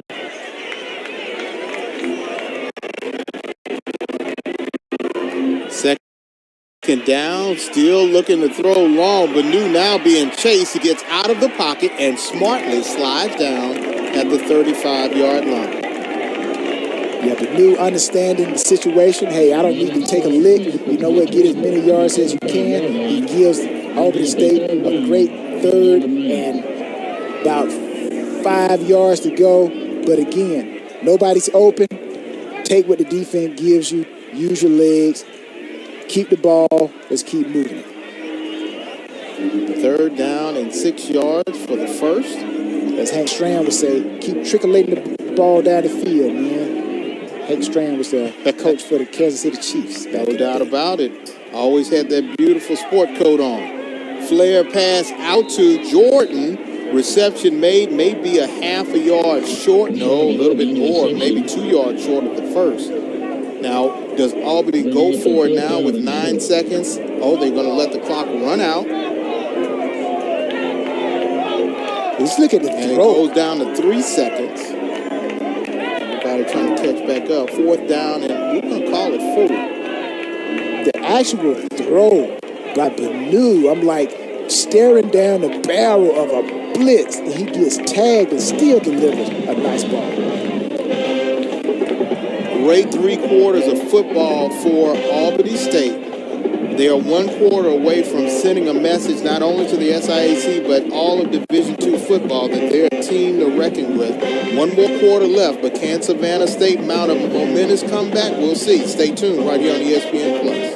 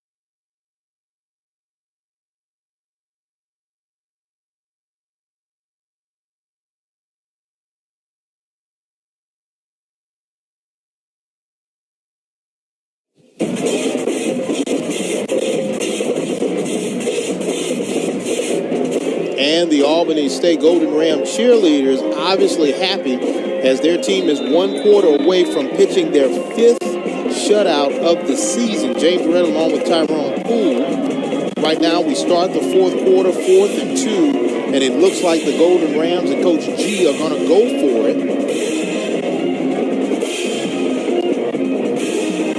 Option. They get it over to Cam Ward, and look at Cam Ward get inside the 20 down to about the 19-yard line. Not bad for the freshman, Georgia native. I'm tell you what speed can do for you. As they say, speed kills. Well, speed kills and gives you a first down right here. We got the block by number 11 right there for Albany State. Taylor that takes out the defensive end, that sets that edge, that allows Ward right there to use his speed. Nice pitch there by Banu. First down, Albany State.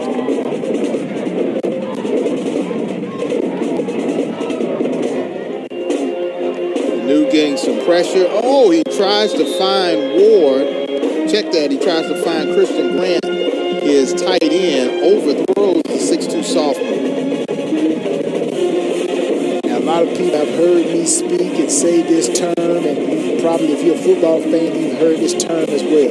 It's called the 4-minute offense. 4-minute offense, basically, take as much time as you can off the clock. Don't snap the ball until it gets down around 5 seconds if I'm Albany State. So right now, Albany State is going that 4-minute offense. Take that time, continue to grind the ball, throw the ball when necessary, but run the ball, taking a lot of time off the clock. Their headset's probably dead. Cam Ward, and this time Cam goes down pretty fast. Tackle for a loss. Savannah State hasn't had many since the first quarter. Had a few by McKinley Newbill. Now, what you want to do if you're Savannah State, you want to do what they just did on that last play. If Albany State is going to take all day to snap the ball, then as a defense, you want to make sure that you penalize them by not allowing them to get yards, which allows you to get the ball back. Banu going to throw it long. In the back of the end zone, touchdown, Rashad Jordan. Touchdown, Albany State. But we may have a flag.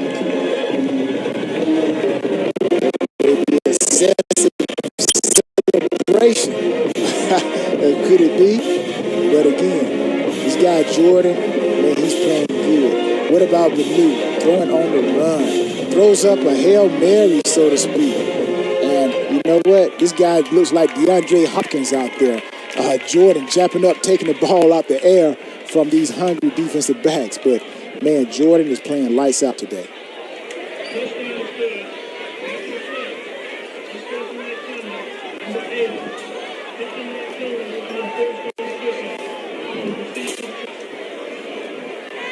$19-yard touchdown reception. And the second of the day.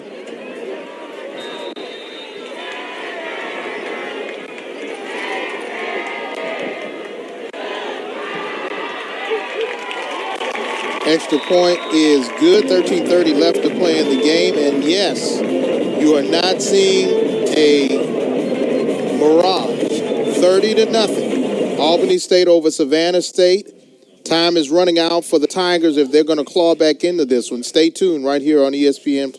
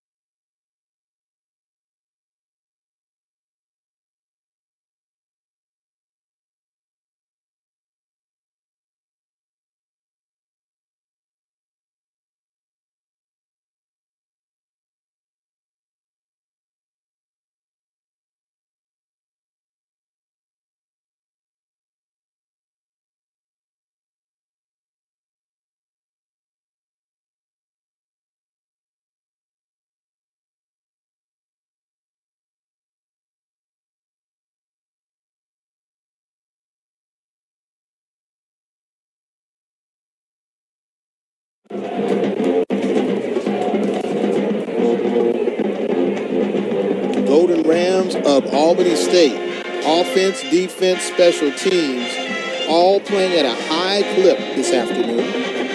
30-0 is your score against their in-state rival, Savannah State University, key SIAC Eastern Division game. And Tyrone, this has been a surprise to say the least. Yeah, definitely a surprise. Albany State has basically controlled this game from Jump Street. They have just dominated a team that is number 2 in the SIAC in running the ball, and Albany State has completely taken that away from Savannah State. Now for Savannah State, a key run here, trying to get a significant advantage, and now they want a flag thrown. Good return by Marquell Brown. If you're Savannah State, any little spark, but Savannah State is looking to strike that match any kind of way they can. Right now, their match is all wet. They can't get a spark if they use somebody else's match. And they don't have waterproof matches exactly. So they need to get a spark some kind of way. I know the main concern on the players' coaches, not the players and the coaches' mind, is not only trying to win this game, which looks kind of hard, but I definitely believe they want to take that goose egg off of the scoreboard. Because again, last time Albany State beat Savannah State, did they just score? 2003. Hardy just going to give it to Malik Walker, freshman. Had a little time against Clark Atlanta. Now, I'm pretty sure if you're the Savannah State hopefuls, their fans, you're like, okay, hey, guys, we need to be throwing the ball more than we're running the ball. Throwing screens. We need to be they need to be moving the ball down the field. If they throw an interception, you throw an interception, but they got to throw the ball. Hardish heard your words, and he's going to try to throw it, but this may be one of the reasons why he couldn't find anybody, and he pays the price with a sack.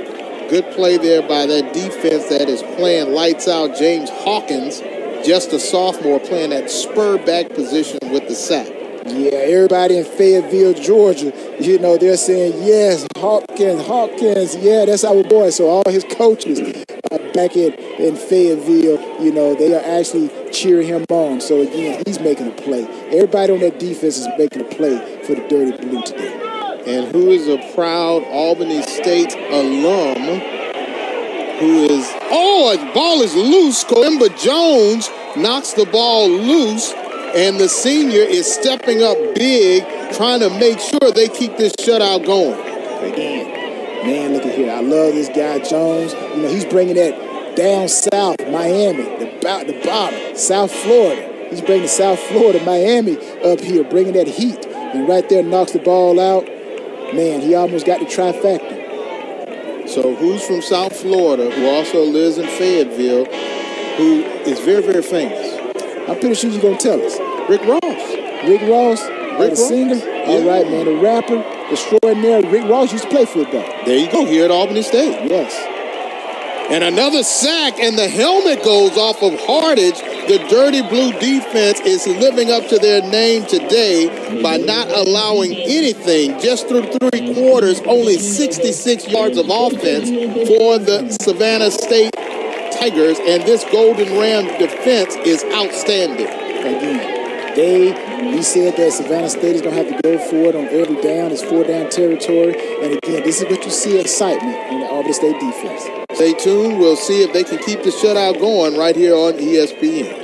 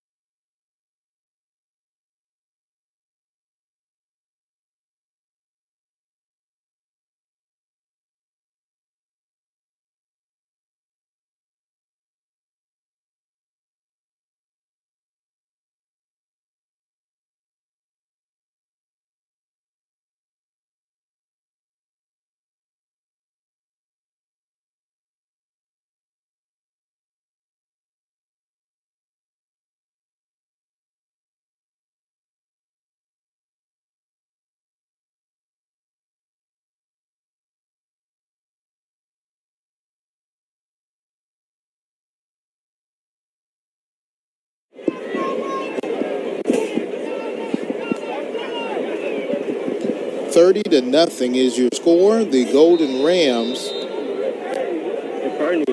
of Albany State with the lead.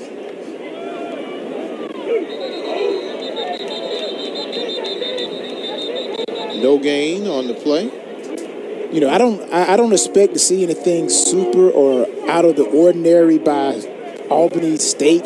You know, I think they just basically see we got an injury on the field, but I expect Albany State to just play 4-minute football here. But who's that we got an injury on, James? And that looks like that is one of their reserve linebackers. Tyler Moore is down.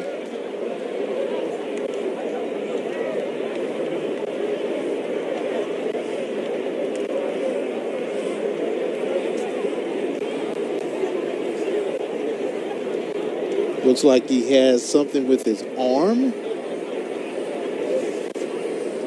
Tyler Moore, a sophomore out of Gwinnett, Georgia.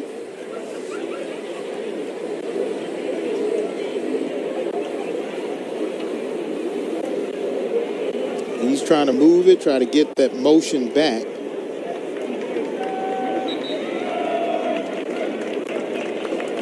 And he is able to get off the field. May have had a stinger or something like that.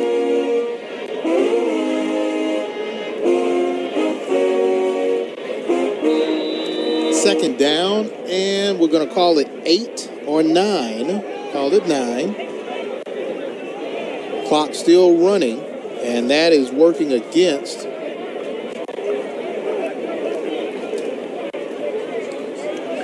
Savannah State. Another run, and now that vaunted running attack that we expected to see from Albany State starting to grind it out and get some more positive yards.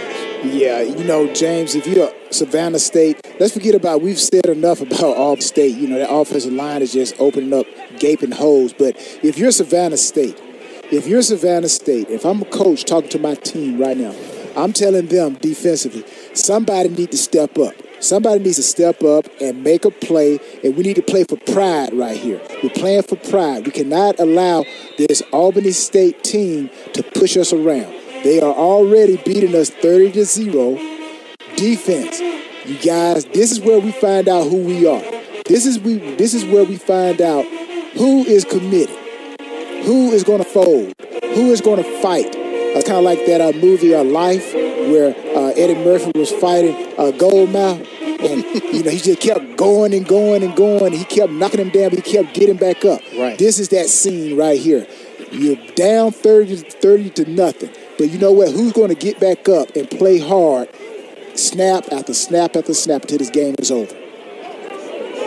Another inside run by McCray. He makes a spin and gets close to the 30-yard line.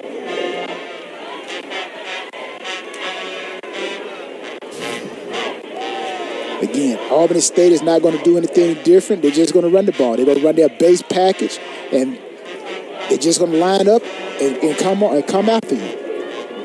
Again, Savannah State has to step up. Somebody got to take control. I know we talked about New Bill being the guy. He's the leader. New Bill, get you guys together. Circle the wagon like the old Buffalo Bills, as they used to say, Chris Berman says. So Savannah State got to circle the wagon. And looks like they circled the wagons on that play. Tackle for a loss. And we got a player down. Looks like Tony Roundtree Jr.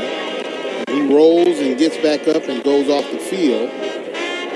But right now, this defense is definitely gassed. When you think about time of possession, it's almost even going into the fourth quarter, but heavy now in favor of Albany State.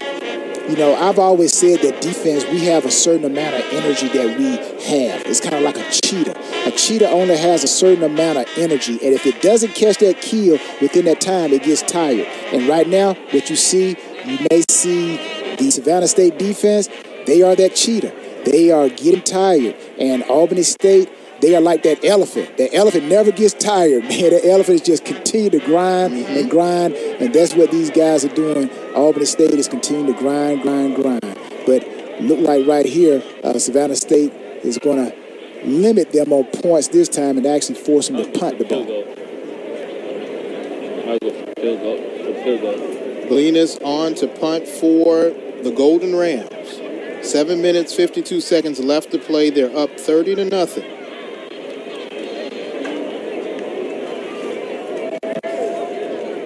Pooch punt. And it will go into the end zone for a touchback. 30-0 is your score, and if it is go time now for Savannah State, it is. They've got to mount a comeback now. Stay tuned. We'll see if it'll be a shutout or will Savannah State score in this game. Stay tuned.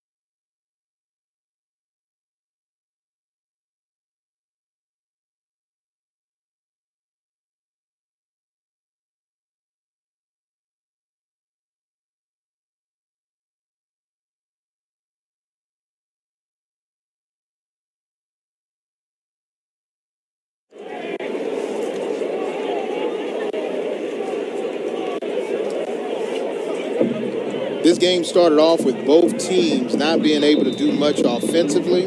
Albany State had a couple of field goals, and then after that, they just opened the barn doors, and now Savannah State is aggressively trying to get on the scoreboard as they trail 30-0. Malik Walker on that reception.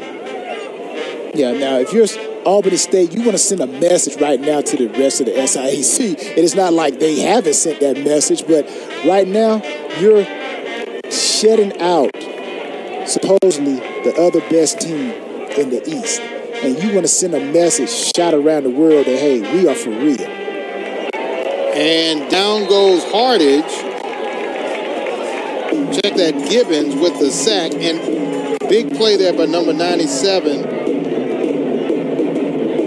for the Golden Rams. Ty Glenn, the freshman defensive lineman, coming off the bench to get his first sack of the season. And you know what this victory does for Albany State? It actually shows the world that Albany State should be really considered to be in that poll, in that Division II poll, because these guys are playing great ball. They need to be in that top 20. Gibbons still trying to find some room, and down goes Gibbons again. Another sack by this Blue Death defense. And we're happy to be joined now by Kenny the Shark Gant. Kenny, oh, I see you in all your ASU gear. How are you doing?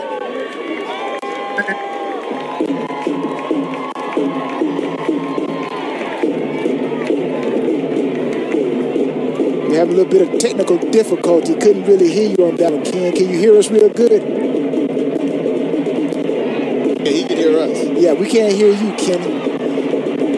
Mike, you mute. I'm Mike. I'm mute your mic. Now talk, Ken. Can you hear us?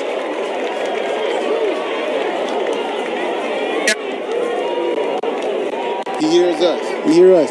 I don't know if we're having good feedback from you, but how does it feel, man? How does it feel to see your Albany State Tigers, man? Albany State Tigers, the dirty blue of this Golden Ram. I'm all tongue twisted, but how does it feel to see the Albany State Golden Rams dominate the Tigers of Savannah State, man? I'm like, does it bring back flashes of when you played at Albany State and how you dominated Savannah State?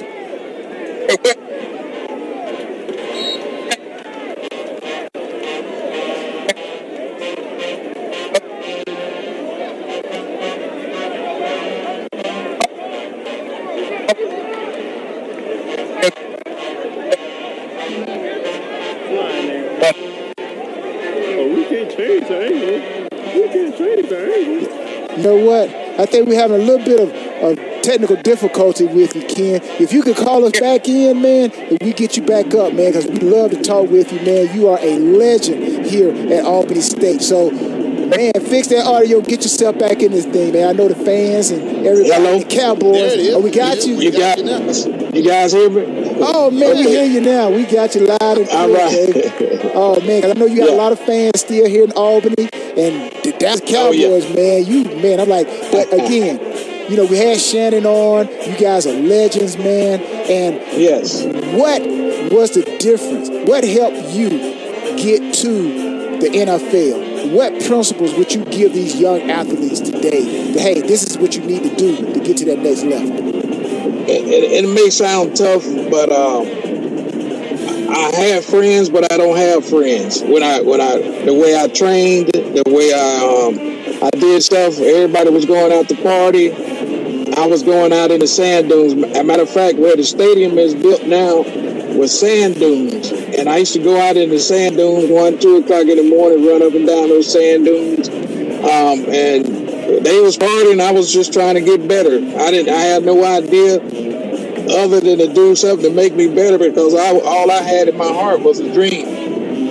And the dream came true. When you talk about from hard work and yes.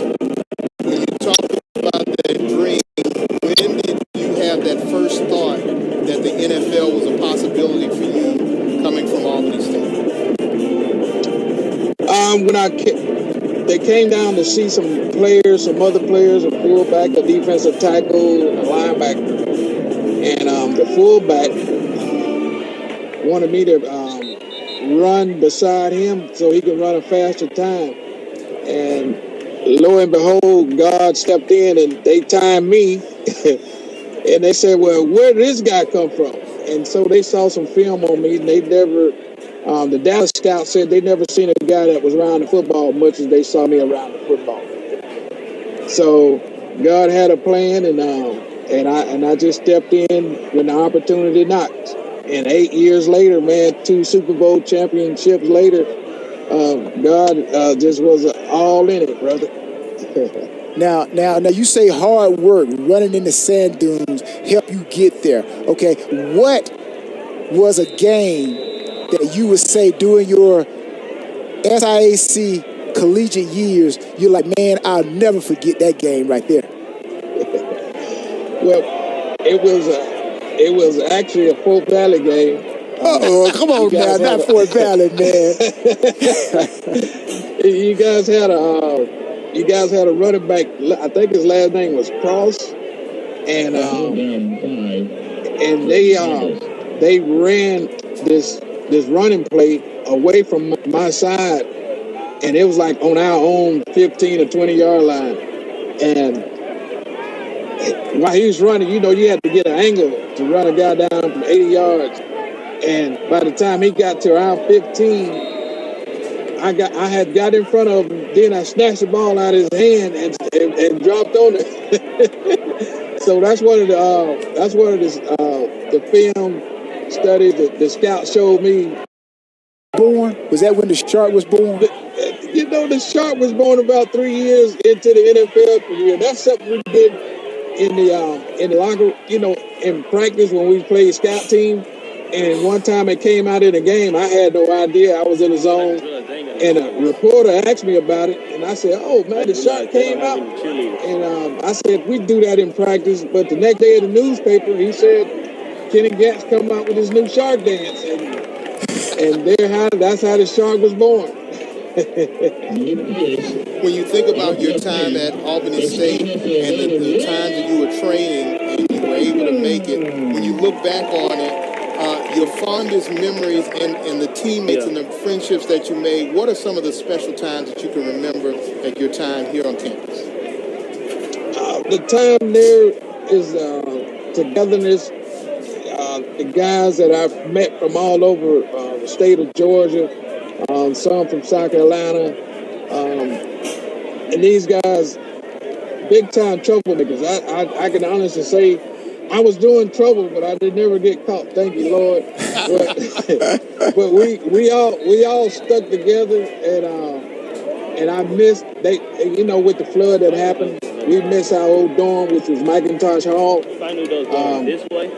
Those fond memories of that, with no ACs in the dorm, and we just sticking together with no money. So we used to put our money together to go up there and get chicken boxes. So, all those memories still linger on, man. It was a great time in Albany. The time that you have right now, when you look at the Albany State football team right now, what type of joy do you feel the fact that they're playing great defense and also winning games? Yes. Defense is the key. They say defense wins championships, and I believe that. When we was here in Dallas, and we had our coach, which he coached there a couple of years, Coach Mike White. He was our defensive coordinator when I played, and we kept teams under 14, 17 points. We had a great opportunity to win the ball game, and just to see the big 0 on the scoreboard, Albany is looking great to do some good things this year. How special is it for you to be able to, you can watch Albany State now on your smartphone, you can watch them on the ESPN. Yeah. How big is that for you? You can sit at home and watch your alma mater. Man, this is a blessing, man. Because I usually turn on and, watch Alabama and all these guys. But to sit here and watch these HBCUs, my alma mater, Savannah State, which I have fond memories with Shannon Sharp, which you guys talked to earlier. Man, this is truly a blessing. I've been smiling all day at my Albany. I'm not a person that iron my shirts and stuff, but I iron my Albany shirt today, man. just so I can be on. I said I'm gonna be on today. I got to iron my shirt, man. I just use shake a shirt out and put it on, but I iron my Albany State shirt today. Now, I'm going to tell you this. Now, when my rookie year, when I got into the NFL, my second year, we went to the playoffs, and we played the Dallas Cowboys. Now, I came up a big Dallas Cowboy fan, and I remember, Kenny, just before the game, I would go out, because I called punts, I would go out with the special team. And, man, I just went and like, kneeled at the 50-yard line looking at Cowboys, because I'm like, man, I'm seeing Michael Irvin, Emmitt Smith, Troy Aikman, man. I'm like, these are dudes. I'm like, I had to pinch myself, man. So when you got into that locker room, that star, man, you saw that helmet. What did that mean to you? Here's a funny story with the Cowboys. When I got drafted, so when I came to my first meeting camp, they had my uniform hanging up, and they had Too Tall Jones, because he was in between whether he was going to retire or come back another year. But they had my stuff hanging in his locker. And I saw those big shoes in that locker, and I said, man, as much as I love Ed Too Tall Jones, I don't want him to walk in here and see me sitting in his locker getting dressed. So I took my stuff out.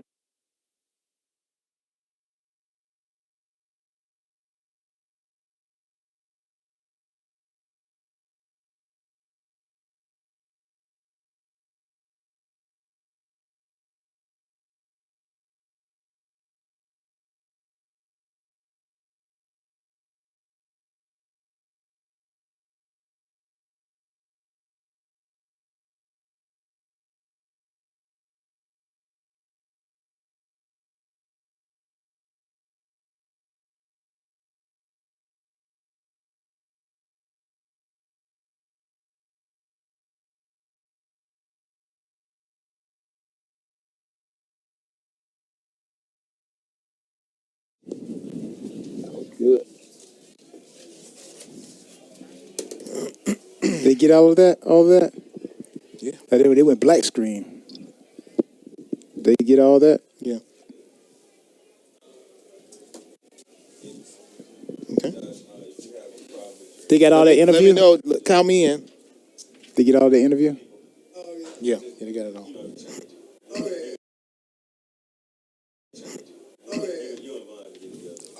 All right, our final is 30-0 in favor of Albany State, their fifth shutout of the year, and they do it right here against one of their biggest rivals in the East. Yeah, James. Coming into this game here, I said, man, look at here. This is like the 49ers versus the Cowboys back in the day when the two best teams in the NFC played against each other. Well, the two best teams, I thought, played each other today from the East, but Albany State said, hey, you know what? We're putting our footprint on the East that we are the best team, and they showed it today with a shutout. Less than 200 yards total for Savannah State offensively, so that shows that Albany State's defense, Blue Death, is definitely for real. Yes. And or Dirty Blue, Dirty Blue, exactly.